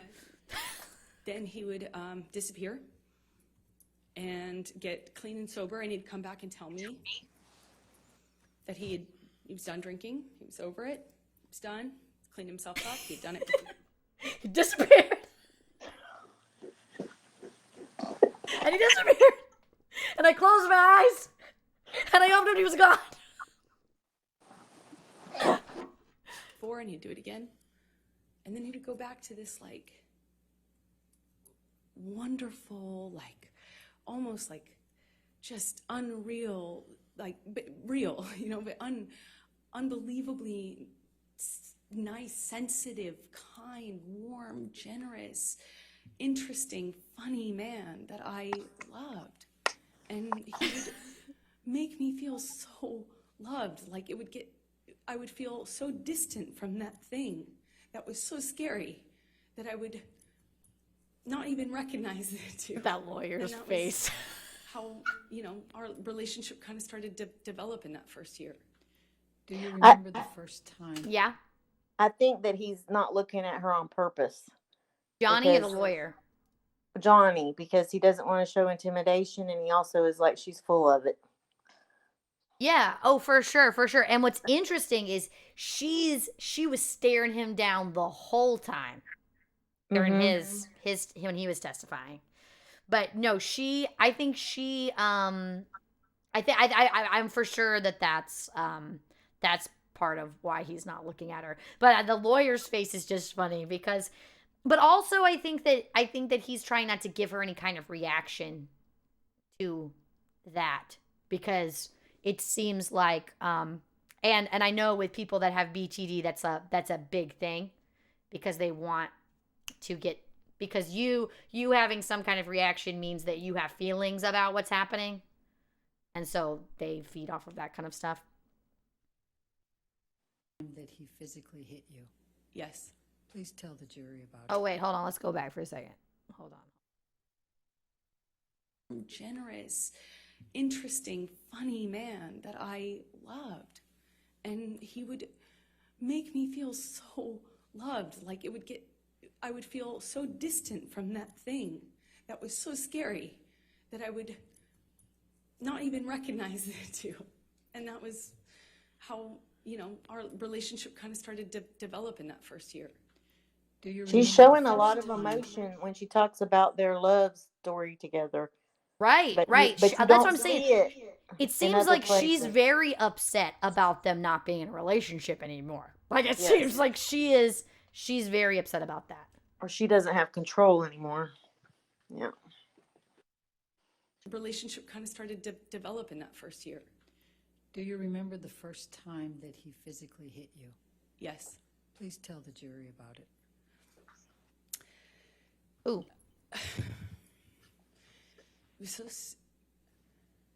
It's seemingly so stupid, so insignificant. I will never forget it. It changed my life. I was sitting on the couch Interesting preface. and we were talking. We were having a normal conversation, just there was no fighting, no argument, nothing. And he was drinking, and I didn't realize at the time, but I think he was using cocaine because it was like there was a jar of cocaine out on the table. I realized that. Objection. It was just baby powder. A jar. It's like an actual vintage Look at her. jar. She goes, a jar. But I didn't see him use it at the time, so I didn't really factor that in. I just, he's drinking and we're talking, and there's music playing, and he's smoking cigarettes, and we're sitting next to each other on the couch. And I asked him about the tattoo he has on his arm. And to me, it just looked like. Oh, this is the black mark. Winona Ryder tattoo that she didn't like. Ah, there you go. I didn't know what it said. It just looked like muddled, faded tattoo that was hard to read. And I said, what does it say? And he said it says wino. It says wino. And I Lost my mind. I didn't see that. I thought he was joking because it didn't look like it said that at all. And I laughed. It was that simple. I just laughed because I thought he was joking. And slapped me across the face. And I laughed.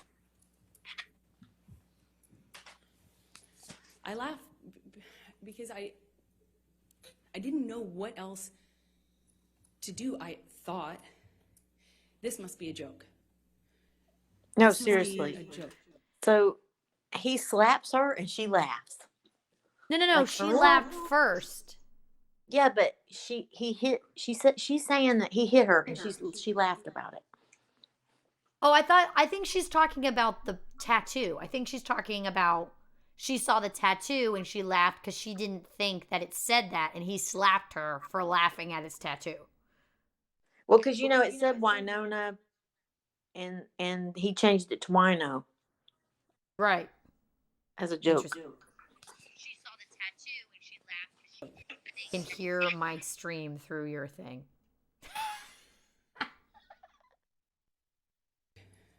Because I didn't know what was going on. I just stared at him, kind of laughing still, thinking that he was going to start laughing too to tell me it was a joke. Oh, but he didn't. She was laughing after. He said, "You think it's so funny? You think it's funny, bitch? You think you're a funny bitch?" And he slapped me again. Like, it was clear it wasn't a joke anymore. And I stopped. But you're right. This doesn't have any of the same emotion that the dress story has. Yes. I'd be very interested to see the body language person talk about this. How she's breaking up the words in her statement. She's acting. If it was real, it would be right there on her hand and ready to come out. No hesitation. Almost no thought. I mean, I don't know if I could be that brazen to say that, but I can definitely say that this is not having the same kind of emotional impact that the story about the dress has. That I can say. Stop laughing, but I didn't know what else to do. I didn't know what to do. You would think you would have a response, but I, as a woman, had never been hit like that. I'm an adult, and I'm sitting next to the man I love, and he slapped me for no reason, it seemed like, and I missed the point. It was that stupid. Second slap, I know he's not kidding, but I don't know what else to say or do, so I just stared at him. I didn't say anything. I didn't react. I didn't move or... Yeah, I'm like, I don't really feel like there's a big difference as a woman or as a man. I don't really know. As a woman, I've never been slapped across the face. Okay. Out or defend myself or say, "What are you doing? You're crazy." I just stared at him because But as a man, I have been slapped across the face.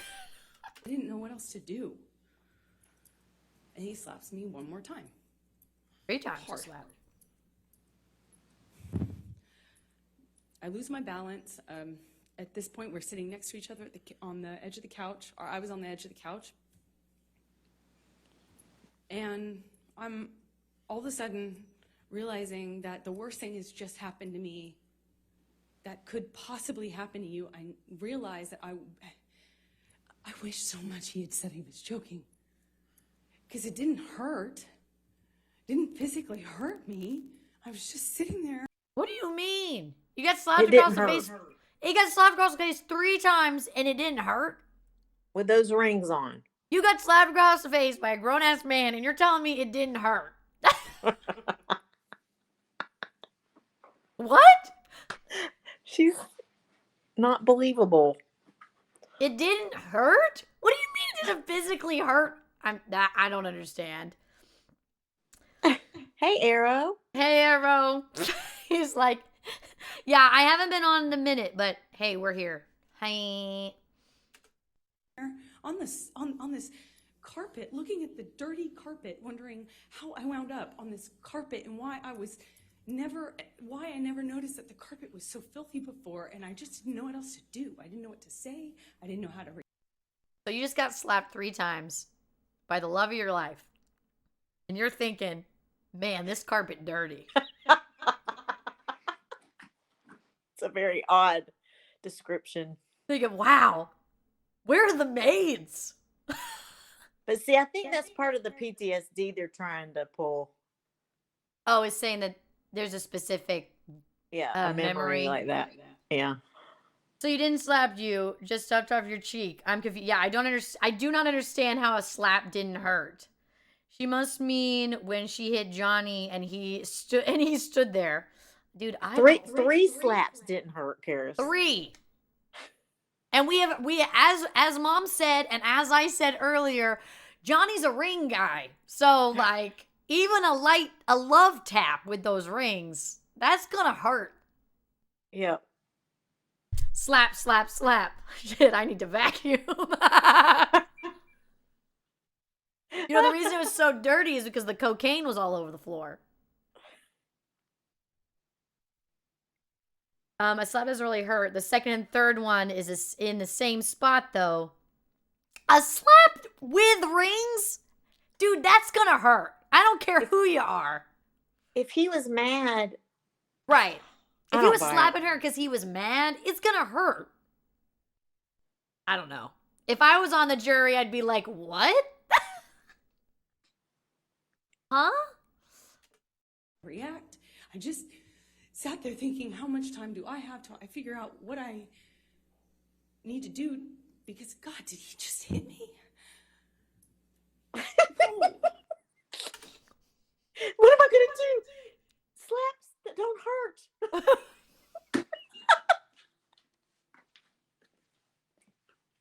I'm sorry.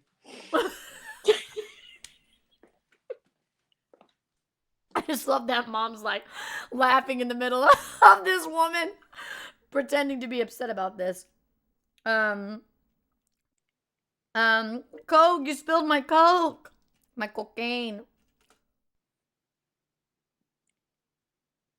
Why is this not working? No. What's wrong? What has happened? Why? I don't know. I think it's the recording. I saw it do weird. Definitely. Well, what do you guys think? Do you think she's believable in this part? I do not think she's believable at all. What's wrong, dude? What's going on? Oh, see, now it's like.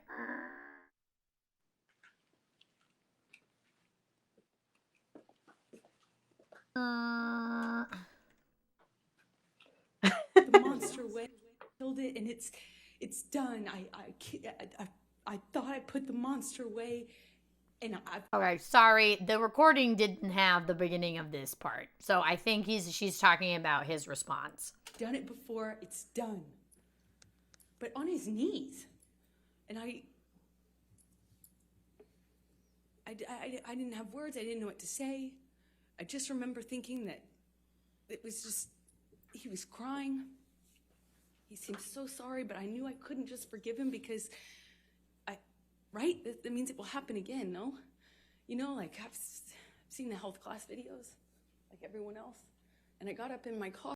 Health class The videos? health class videos. What are those? They show them in school about abuse and stuff. Oh, by the way, I was homeschooled, everybody, by the woman, the disembodied voice. So she's having to explain to me what the health class videos are. What do the videos say? Well, they're just, you've probably seen the posters in the schools about coercive control and signs of an abusive person and things like that. Not enough people have seen those, I don't think. Or really took it to heart, I guess. I walked to the car. I didn't say anything. I made a point to not say, oh, it's okay or anything like that. I just didn't say anything. I got up, I went to the car, I sat in my car, and I felt like I sat there forever. I didn't want to turn the key. I just leaned my head up against the window, and I remember just seeing my breath on the windshield, you know, on the glass of the window of the door, just seeing my breath and trying to will myself to have the strength to know what I should do in this moment, because I was heartbroken. And I sat there for a long time, and I eventually turned the key and drove home. I seriously do not think she's believable. She's acting too much. Almost no vibrato in her voice. Color isn't changing in her face. She's literally acting, but her story doesn't add up. And I'm just like, how long will they let her dig her hole before they drop her in it? Dude, I am not sure how someone could be so unbelievable. I've never seen her breath before. It looks so cool. What are you gonna say? They're letting her tell the story, the Johnny Depp's team, so that they can slice it when they Yeah. get her on cross. But see, the PTSD thing, she's saying she's froze, she don't know what to do, and she sees her breath, like she's Right. remembering little things. Yeah, remembering the little memories. details that aren't as relevant. She's Yeah. she's doing that on purpose. Yeah. Again, look at Amber Heard's Google search. PTSD symptoms. Okay, Mom, how much more of this do you want to do? This is an hour. How much longer does it have? It has an hour and 55 minutes left. Well, let's do like 5 more minutes. Okay. Oh, they're say so much as yes, yeah. They're trying. I mean, like I said, I can't wait for Cross, not including the lunch break. Right? That's what I'm thinking. I'm thinking there's a big chunk of this that's gonna be, but this is probably gonna be 2-parter because it's long anyway. Means something. Someone's like, I wonder if I can actually see. Yeah, the lunch break is like right at an hour and a half or an hour and 20, and we're at an hour and 2. That's a good point. As I don't know how he says his name or she. We just say Usually as. the focus on small little details means someone is lying. Yeah, because they think that that's gonna make their story specific, but it really just people. Yeah, you will know this if you watch the show Lie to Me. It only had like 1 season. It was honestly like the worst that it only had 1 season. It was a really good show. It was a good show. I don't know. I don't remember what I did when I got home. I don't remember.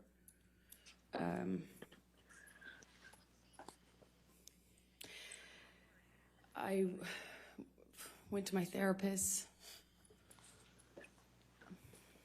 I told her Objection, hearsay. I'll sustain as to what she may have told her. I went home and I, a few days later, started getting, I actually don't know how many days later, but I started getting calls and texts from Johnny, apologizing profusely. I mean, just, he said, I'd rather cut my hand off than ever lay it on you or lay it upon you, and he had that way of talking. It felt like poetry. Because you know how I feel about poetry. You know how I feel about it. What's up, Chris? Hey. The first person. Dude, Lie to Me was such a good show. Lie to Me was so good. Yes, okay. And he showed up to talk, like with the understanding that, he understood I could never forgive him and it was done. So I felt kind of safe in saying, okay, let's have a talk, or, yeah, we'll talk. I think I know I just wanted to see him, and he comes over, brings me gifts. He brought me a couple of cases, actually, of that Vega Sicilia wine that we've heard about, which is a really nice, expensive wine that I could never, at that time, dream of affording, Because he's generous. And we Worse talk, quality. and he tells me that he had put this thing away, that I could trust him, that it would never happen again. Of course, it would never happen again. That he'd put this thing away. He'd killed the fucker, is what he said to me over and over again. I put that fucker away. I killed that monster. I'll kill it again. It's done. I'll never lay a hand on It you was again. resurrected. And I wanted to believe him, so I chose to. Choose to stay in the relationship. Bro, the dramatic pause. Obviously you did. What do you mean? Just make this. Obviously, bro. Obviously, you stayed in the relationship. We would not be here if you did not stay in the relationship. Yeah, I did. I believed it. But, I believed it wouldn't. I believed that there was a line he wouldn't cross again, and that was it.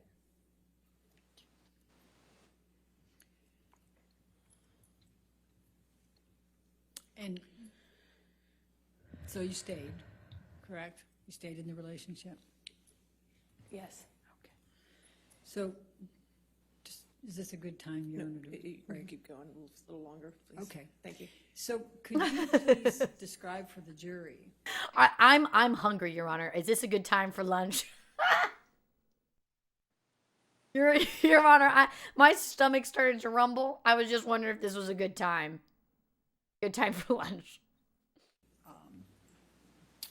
The evolution of your relationship after that time with Johnny. I don't know how long it was until things got bad again. He did start drinking again. I remember it was almost, he'd start drinking again, the disappearing thing, the coming back. He'd come back like in the middle of the night to my house.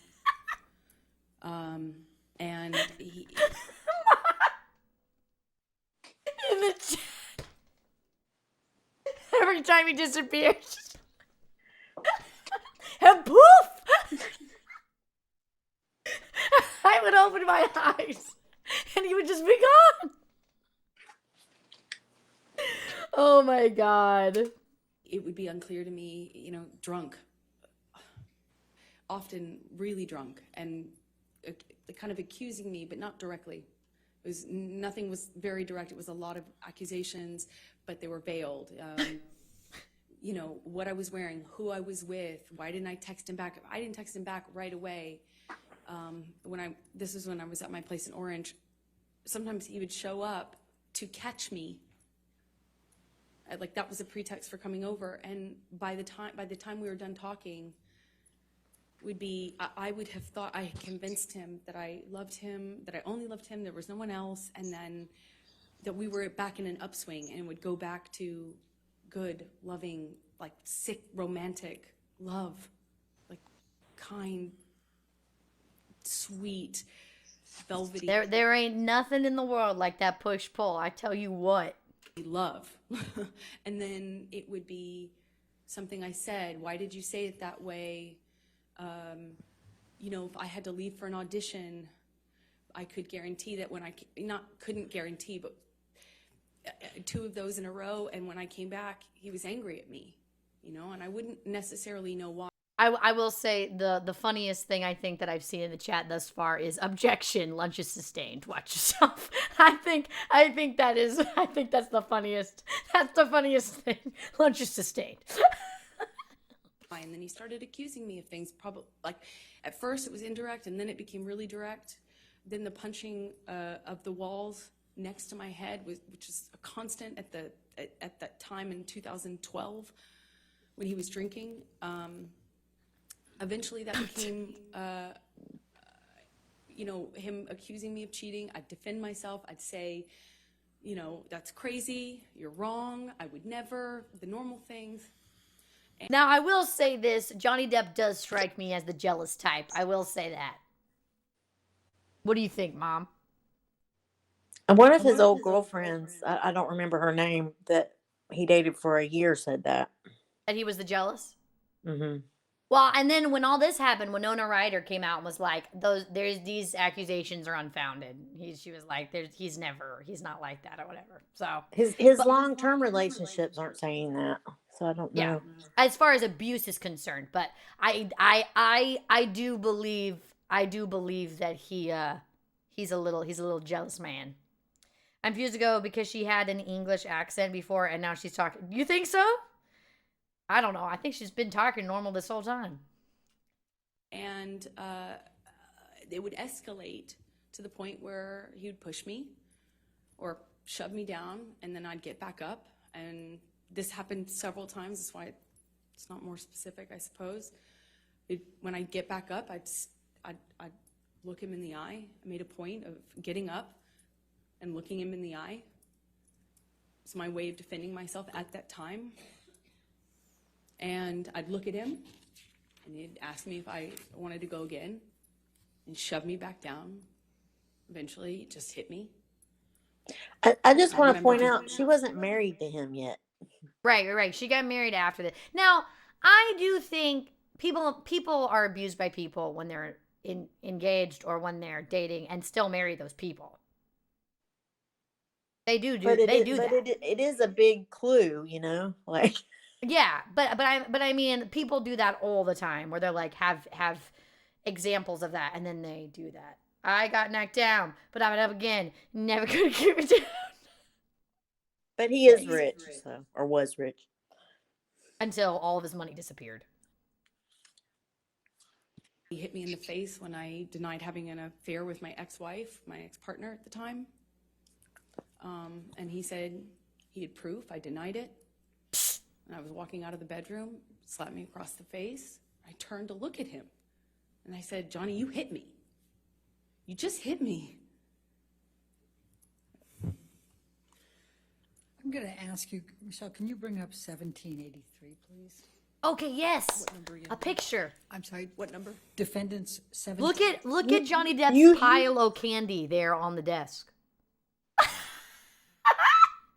Do you see that at the very bottom left corner? No. The thing's kind of covering yes. it. Look. 1783. Just loose jelly beans there on the desk. What were you gonna say, Mom? I forgot. I'm sorry, I had to say something about the pile of candy.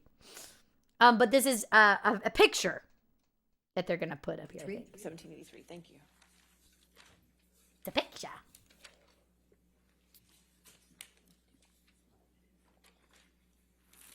They're all playing Do you hangman right now. recognize this picture?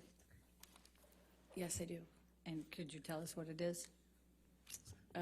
It's a picture of my face with a note that Johnny left. Can I see the by picture, the please? coffee.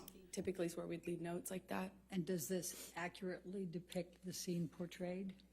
It was one of those scenes. Why are we I, not seeing the picture? I don't think it's in evidence. As embarrassing as it sounds now, I don't know which scene this came from.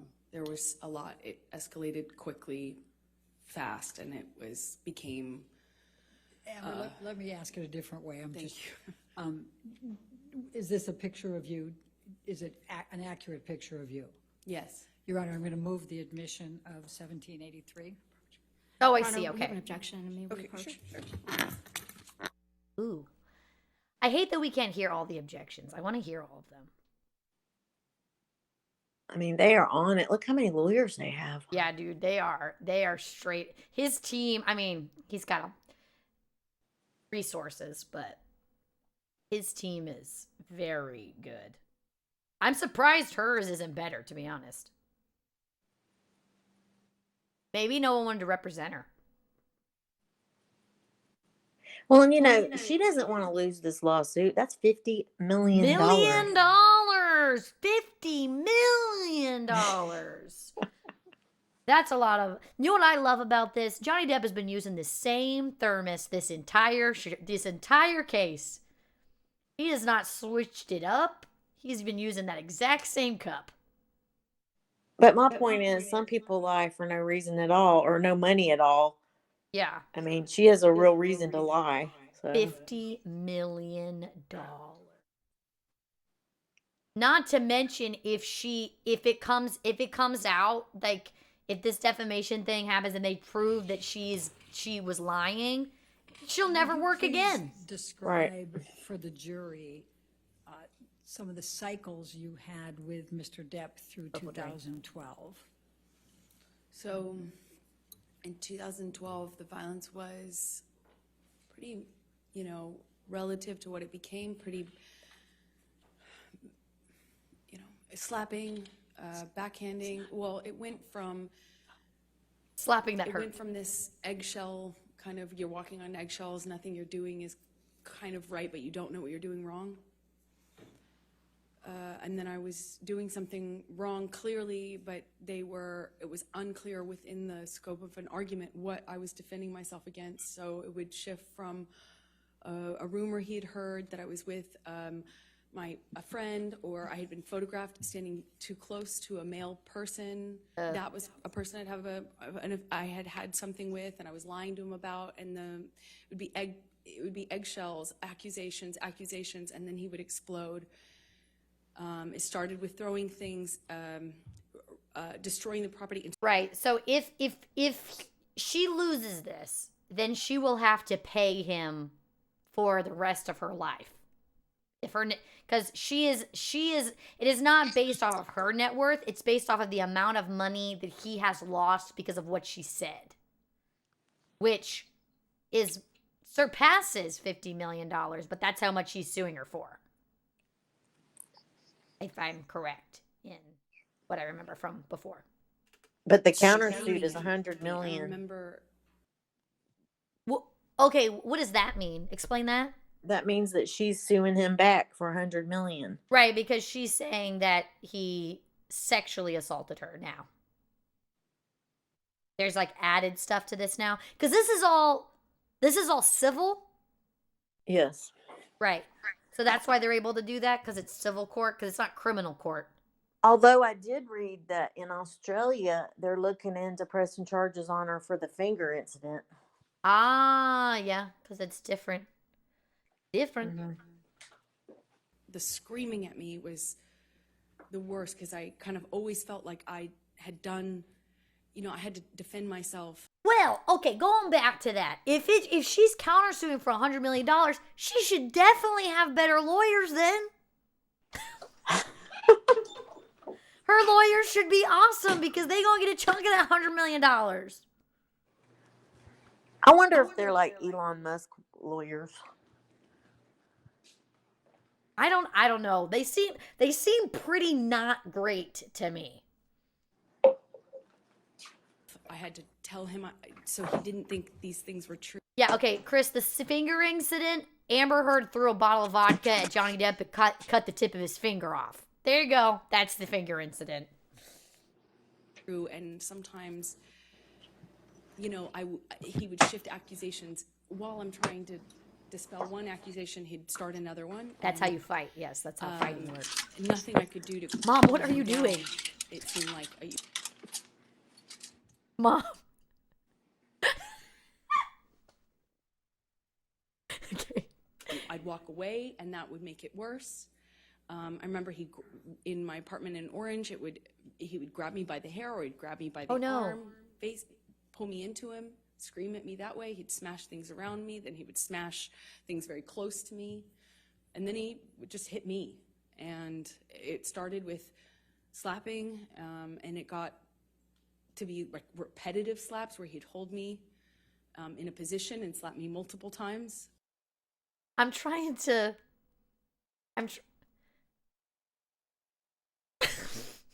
Like,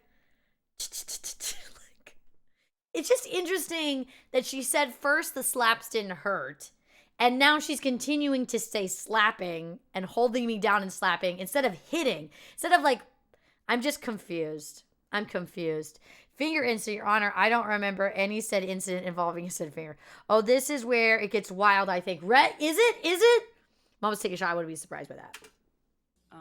In a row.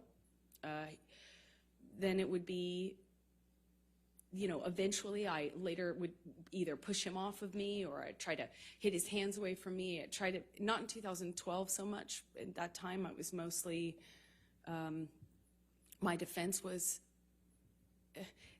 I'd go some other place. Like, I don't know how to describe that. It was PTSD. focus on something else. I'd stand up, look at him, try to stand up to him that way. Later, I adopted other kind of strategies to deal with it, but at the time in 2012, it was he'd have this blowout, and then he would leave, disappear. There it is. And I'd be committed to not talking to him. I'm done with this relationship. I can't take it anymore. I said that so many times. I love Mom's commentary about when he disappears. times, and then he'd come back, clean and sober, telling me either he had a chip, he didn't have any chips, but he would say, I've gone to meetings, I have a Is that the face of saying I have not gone to meetings? Is that what that means? a sober companion now. I'm doing this program, I'm reading this, I'm doing this, and he was done with drugs and alcohol for good this time.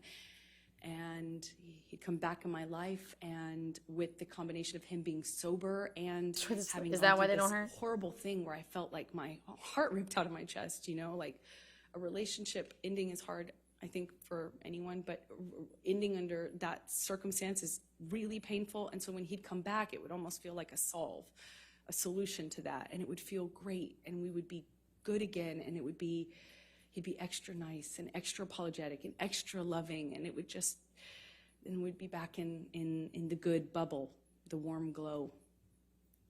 And eventually I'd get bored, and then I'd see him drinking again. When I started to get upset, noticing the pattern of the violence going with the drinking and drugs, then he started sneaking it.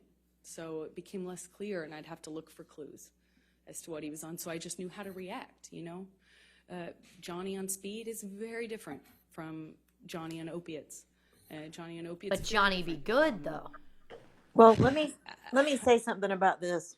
For Uh-huh. someone who's so concerned about his alcoholism and his drug addictions, she sure does a lot of drinking and drugging. Right. So yesterday they had a testimony from a nurse who took care of her at some point, and the nurse had documented that at Coachella she was on a bunch of stuff for like 24-hour period at Coachella, like right after they like had a big fight and separated. So to say anything of like, oh, he was drinking and that's what happened, and you're just like, yeah, I could understand that, but also, my guy, get the plank out of your own eye, my dude. Well, the other issue is that I forgot what I was going to say. I feel like her lawyers haven't even asked a question on him. Well, all of this is rehearsed. Like, this whole part has been rehearsed for a while. Pretty Well, sure all they. the people that know him say he doesn't act differently when he drinks. But That it's he can really hold his alcohol. You know, it's a good excuse. But I actually, for a special fact, oh my gosh, this goes back to my point. I know somebody who told me, this was before all of this, who told me a story once about being at a party with Johnny Depp, and he like pushed somebody against the wall or whatever because this guy was like this guy was like talking to his girlfriend or like hitting on his girlfriend or something, and he like slammed this guy against the wall. And I had forgotten about that story until recently, but that was before all of this. So that goes to the point I think I said before about him seeming like the jealous type. Yeah. Okay, we're almost at lunch, y'all. Adderall and cocaine Johnny, which is very different from Quaaludes Johnny. But I had. Okay, Quaaludes are drugs. What kind of drugs are Quaaludes? Are they uppers?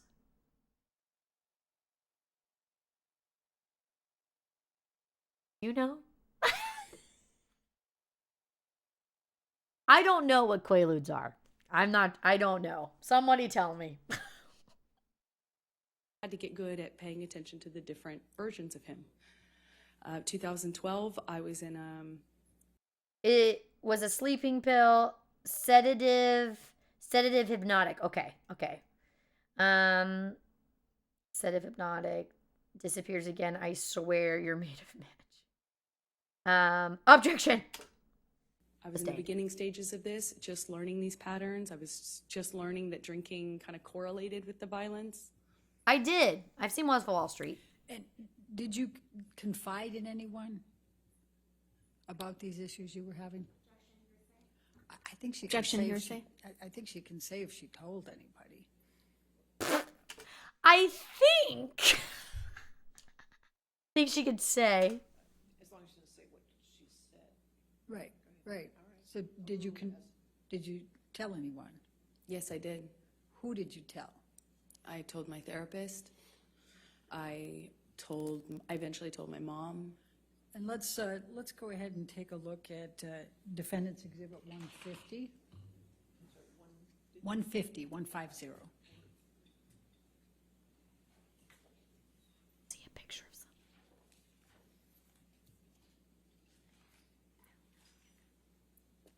Your Honor, I'm going to object on hearsay. Bet. Yeah. I bet. She has some cheekbones, though, you know?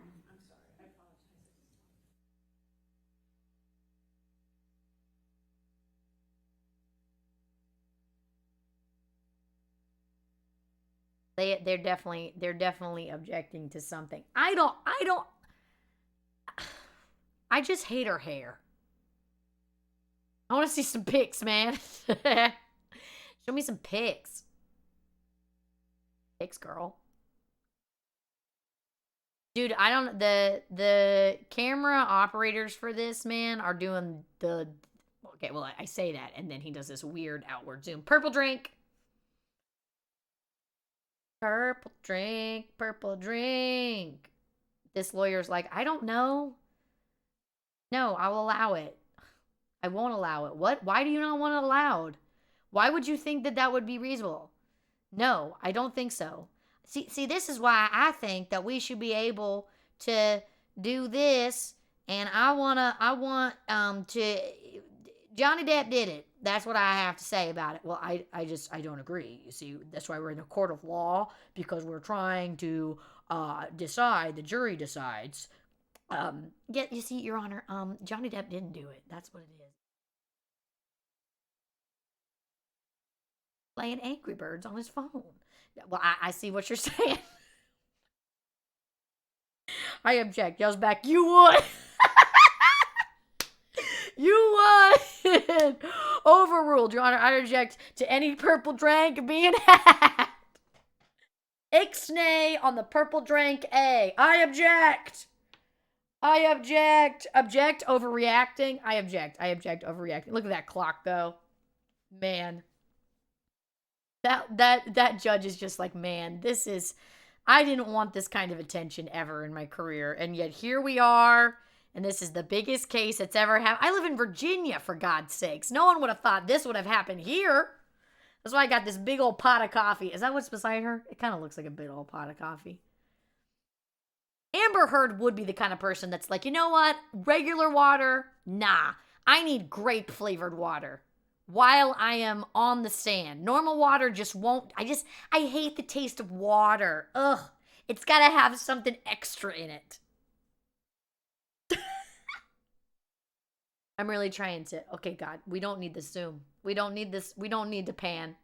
We're good. I think we see all of it. I think Virginia is a place that has a lot of big lawsuits filed in it. Oh, well, that makes sense, actually. That makes sense. But probably not lawsuits like the O.J. Simpson trial or something like that. Don't you know that in that big pot is purple? It's more purple beverage. God, I hate her hairstyle. Why? Did you decide to confide in your mother about the issues you were having with Mr. Depp? What did she say? I wonder what the objection was. The reason it's in Virginia is because that's where the op-ed was published.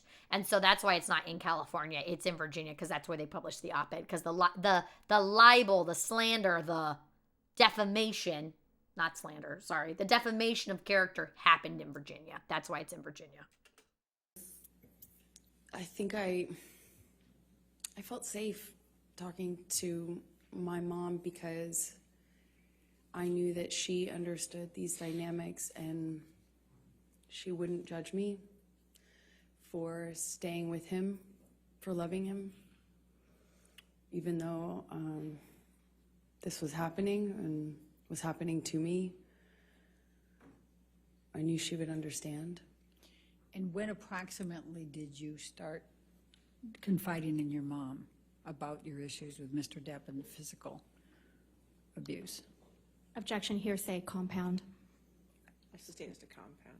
I don't know what the compound means.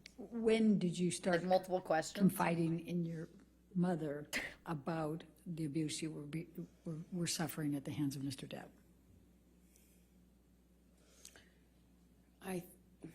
Well, I was confiding in her from the very beginning about the Yeah, abuse, the compound question. Yeah, that makes sense.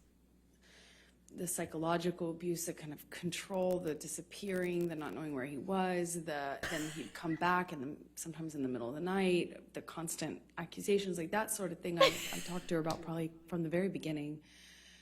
The fact that I was secret, I had to hide. I couldn't tell any of my friends that I was with him for a long time because he told me everyone would blame me for the split with him and his partner. So I had to kind of sneak around and kind of get brought to his house, typically in a secretive way, and then he'd come to mine in a secretive way. And it was just all very, so very isolating. And I confided with her at the very beginning on that sort of thing, and then later opened up to her about some of the violence. I did it gently. First I just wanted to have someone to talk to about how scary it was. The rage and the uncontrolled violence, the rage that this man had, and why it was Objection, pointed Your at Honor. me. Hearsay. May we approach, please? How is that hearsay? The rage that he would have? How is that? She's explaining, because she's not explaining what her mom would say. She's explaining what she said to her mom, which is not hearsay. Objection, not kosher. Oh my God, she wrote a book on domestic violence, and is making sure to bring up each point. But the rage is hearsay? How is the rage hearsay if she experienced it? Red one. Yeah, red one. Not kosher. I'm trying to figure out how. Is her opinion and she told someone else?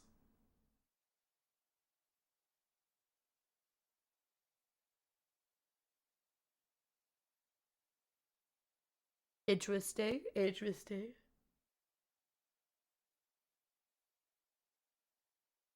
It has to be direct or it is hearsay. Okay. Has to be direct. Ladies and gentlemen, we're going to go ahead and take our 15-minute afternoon break, so please do not talk about the case. We're doing the outside research. Okay, we'll see you soon. Don't talk about the case on our break. Lord have mercy. Mom, are you still there? I don't think you're not there anymore, are you? Golly, so much to deconstruct from this. We are not watching this whole thing today. But Yes, I'm here. I had to eat something. Sorry, Mom. Sorry, Mom. Yeah, so after this break, the break ends at like 1:42. Then we've got like an hour left. Okay, so we can get this done at another time. Let me see. Hold on. Let me just to here. You can still talk while I am here. Bump bump bump bump bump bump bump bump bump bump. Okay. Craziness. Okay, so Mom, what are some of your thoughts just on what we've already witnessed thus far? What are some things that you think? Ask me a specific question. Deep sigh. Okay, so as far as her believability about her story, I think we all kind of understand how you feel about it. But do you think she's coming off as believable to the jury or not? I don't think so. I think that the testimony from that forensic psychologist about her personality disorders Yeah. is in the back of their minds. Yeah. Because if which I'm sure some of them have life experience with those things. Yeah. That are on the jury. Yeah. But I just don't think. I mean, I'm not saying that his behavior was perfect all the time. Yeah. But I don't think it's at the level she's taking it to. Right. Well, and that's what that psychologist, sorry, I don't know which one she is. Psychologist was saying is that she with the way that she's talking about things, she over exaggerates stuff based on what that woman's professional opinion was that she was and is and does over exaggerate, was what she was saying. And Yes. there's stuff, and like I said, it, Johnny Depp definitely comes off to me as being the jealous type, and having heard a personal story from someone I actually know about being at a party with Johnny Depp, and some of the other things I've heard just through the ether, that definitely can have some truth to it. And people, get pretty upset and outside their mind whenever things like that happen, when they do have those jealousy problems. So I can see that part's believable to me. But the other stuff about, like, he slapped me 3 times and it didn't hurt, and like just things like that just don't make a lot of sense. Like, it just seems like these are parts of the stories that are to add flavor, but aren't really grounded in reality. Well, and if you notice, she doesn't really say her emotions when she's talking. Yeah. She's Yeah. just telling the story and acting a little upset, but she's not saying. I mean, she did say heartbroken once, Right. but in a situation like that, it's extremely emotional, Yeah. and so where are the emotions? Yeah. Yeah. I'm interested to see the second half and to know, like, where it goes, but I definitely think I definitely do not think that the jury is on her side thus far. But it's just it's definitely an interesting tactic, because um you would just think, with the amount of money that's involved in all of this, you would think that she would be having a group of people that would be coaching her on her testimony, and it just comes off as really not believable. So I'm interested. I'm interested because all of y'all it kind of seems like all of y'all that are in the chat right now kind of seem like it's not believable. And me and Mom have been, like, keeping up with this case for a little while, and we just watched all of Johnny Depp's testimony and all of those expert witnesses and personal witnesses and all that kind of stuff. But it's definitely an interesting it's an interesting thing, because there's not a lot of instances where I would hear someone talk about, like, abuse situations and be like, what? But what were you Well, gonna say? and what I was saying about the domestic violence thing, you know, she's trying to say that their secretiveness was him isolating her Mm, instead of, maybe he was protecting trying to her. be private because Yeah, and try to he's protect got the her, paparazzi. Think about the paparazzi everywhere trying which to he has find had an him. issue with a lot throughout his life. Yeah. So that's not necessarily true, Yeah. and then it's just she's just saying the exact things that the stories of life don't happen that way. Right. You know what I mean? Right. And then that's what I was thinking. I was like, this is just like even thinking about, like, adding the detail about seeing your breath on the window. I'm like, why would you think that's, like, a necessary detail to put in your testimony? Like, it's just an interesting thing. But like I said, I am really interested in the cross-examination. I've been following this from the beginning. I don't believe Amber one damn bit. It just doesn't add up at all, seriously. It feels like he said she said thing with her, whereas as there seems to be more audio and video supporting Johnny Depp. Yes. Also, like, I don't know this. I mean, they may have said it early in the trial and I missed it, but, like, are these all recordings that he took of all the fights, or that she took of all the fights They're what that they're she playing? took. She took all of these audio and recordings? and he had to agree for them to be brought into court because he was on the recordings. Right. But his lawyers are who presented them. Not necessarily. They've been presented from both sides. I think from her side. Oh, okay. Okay. I mean, I'm sure he may have something. I don't know. But Yeah.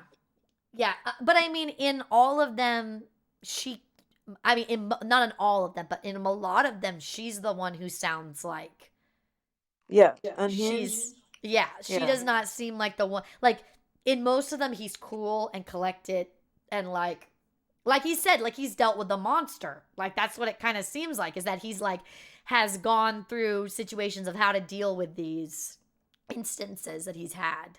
Well, and she's aggressive. And I mean, Yeah. one thing that I think it was her psychologist said that I agreed with is they were triggering each other. Right? She's trying to tame the horse and she just couldn't. Yep. But she was saying her father abused her, and he's saying his mother abused him. Yeah. So they both have these Oh yeah. dysfunctional things Yeah. going on. I mean, it's definitely like obviously no one is perfect in these in this. No one's ever perfect in any relationship. Period. Right. But I think it's this is a very clear cut case of two people that are not good together. Like Right. and have very similar problems coming together and ruining each other's lives, and then feeling like they're owed whatever. But obviously, with this case in particular, Amber Heard went out and tried to completely destroy Johnny Depp's life, and she did a pretty good job of doing that. Well, I heard a thing about dysfunctional relationships I thought was good. Mhm. So you have these two ticks and you have a dog, Yeah, and so instead of sucking on the dog, they suck the life out of each other. right. I thought that was good. Yep, it's definitely true. Um, yeah. So when the story of him is trying to escape to all of his million bathrooms. But yeah, so that's like half of it. I'm excited to see the other half. Thanks, Mom, for doing this with me. You're welcome. I'm getting tired now. Okay, do you wanna say the subscribe to the channel? Do you wanna do the spiel? No. Okay. I love you. Good night. Say good night to Mom, guys. Good night, Mama. Good Love night. you. Good night. What I want to say that I'm just want to put in this clip before I end this recording is anything that I say in this is just my own personal viewpoints on the trial and what's happening. I'm not an expert. I was not there. I do not know what happened, but I am putting my 2 cents in or reacting as you could think. So if you guys don't already subscribe to the channel, please hit that subscribe button and the notification bell so you get a notification every single time I post new reaction videos. I post new reactions every single Friday and whenever the frack I want to on Wednesdays. I don't know what this is going to be constituted as, but I'm going to do it. Yes.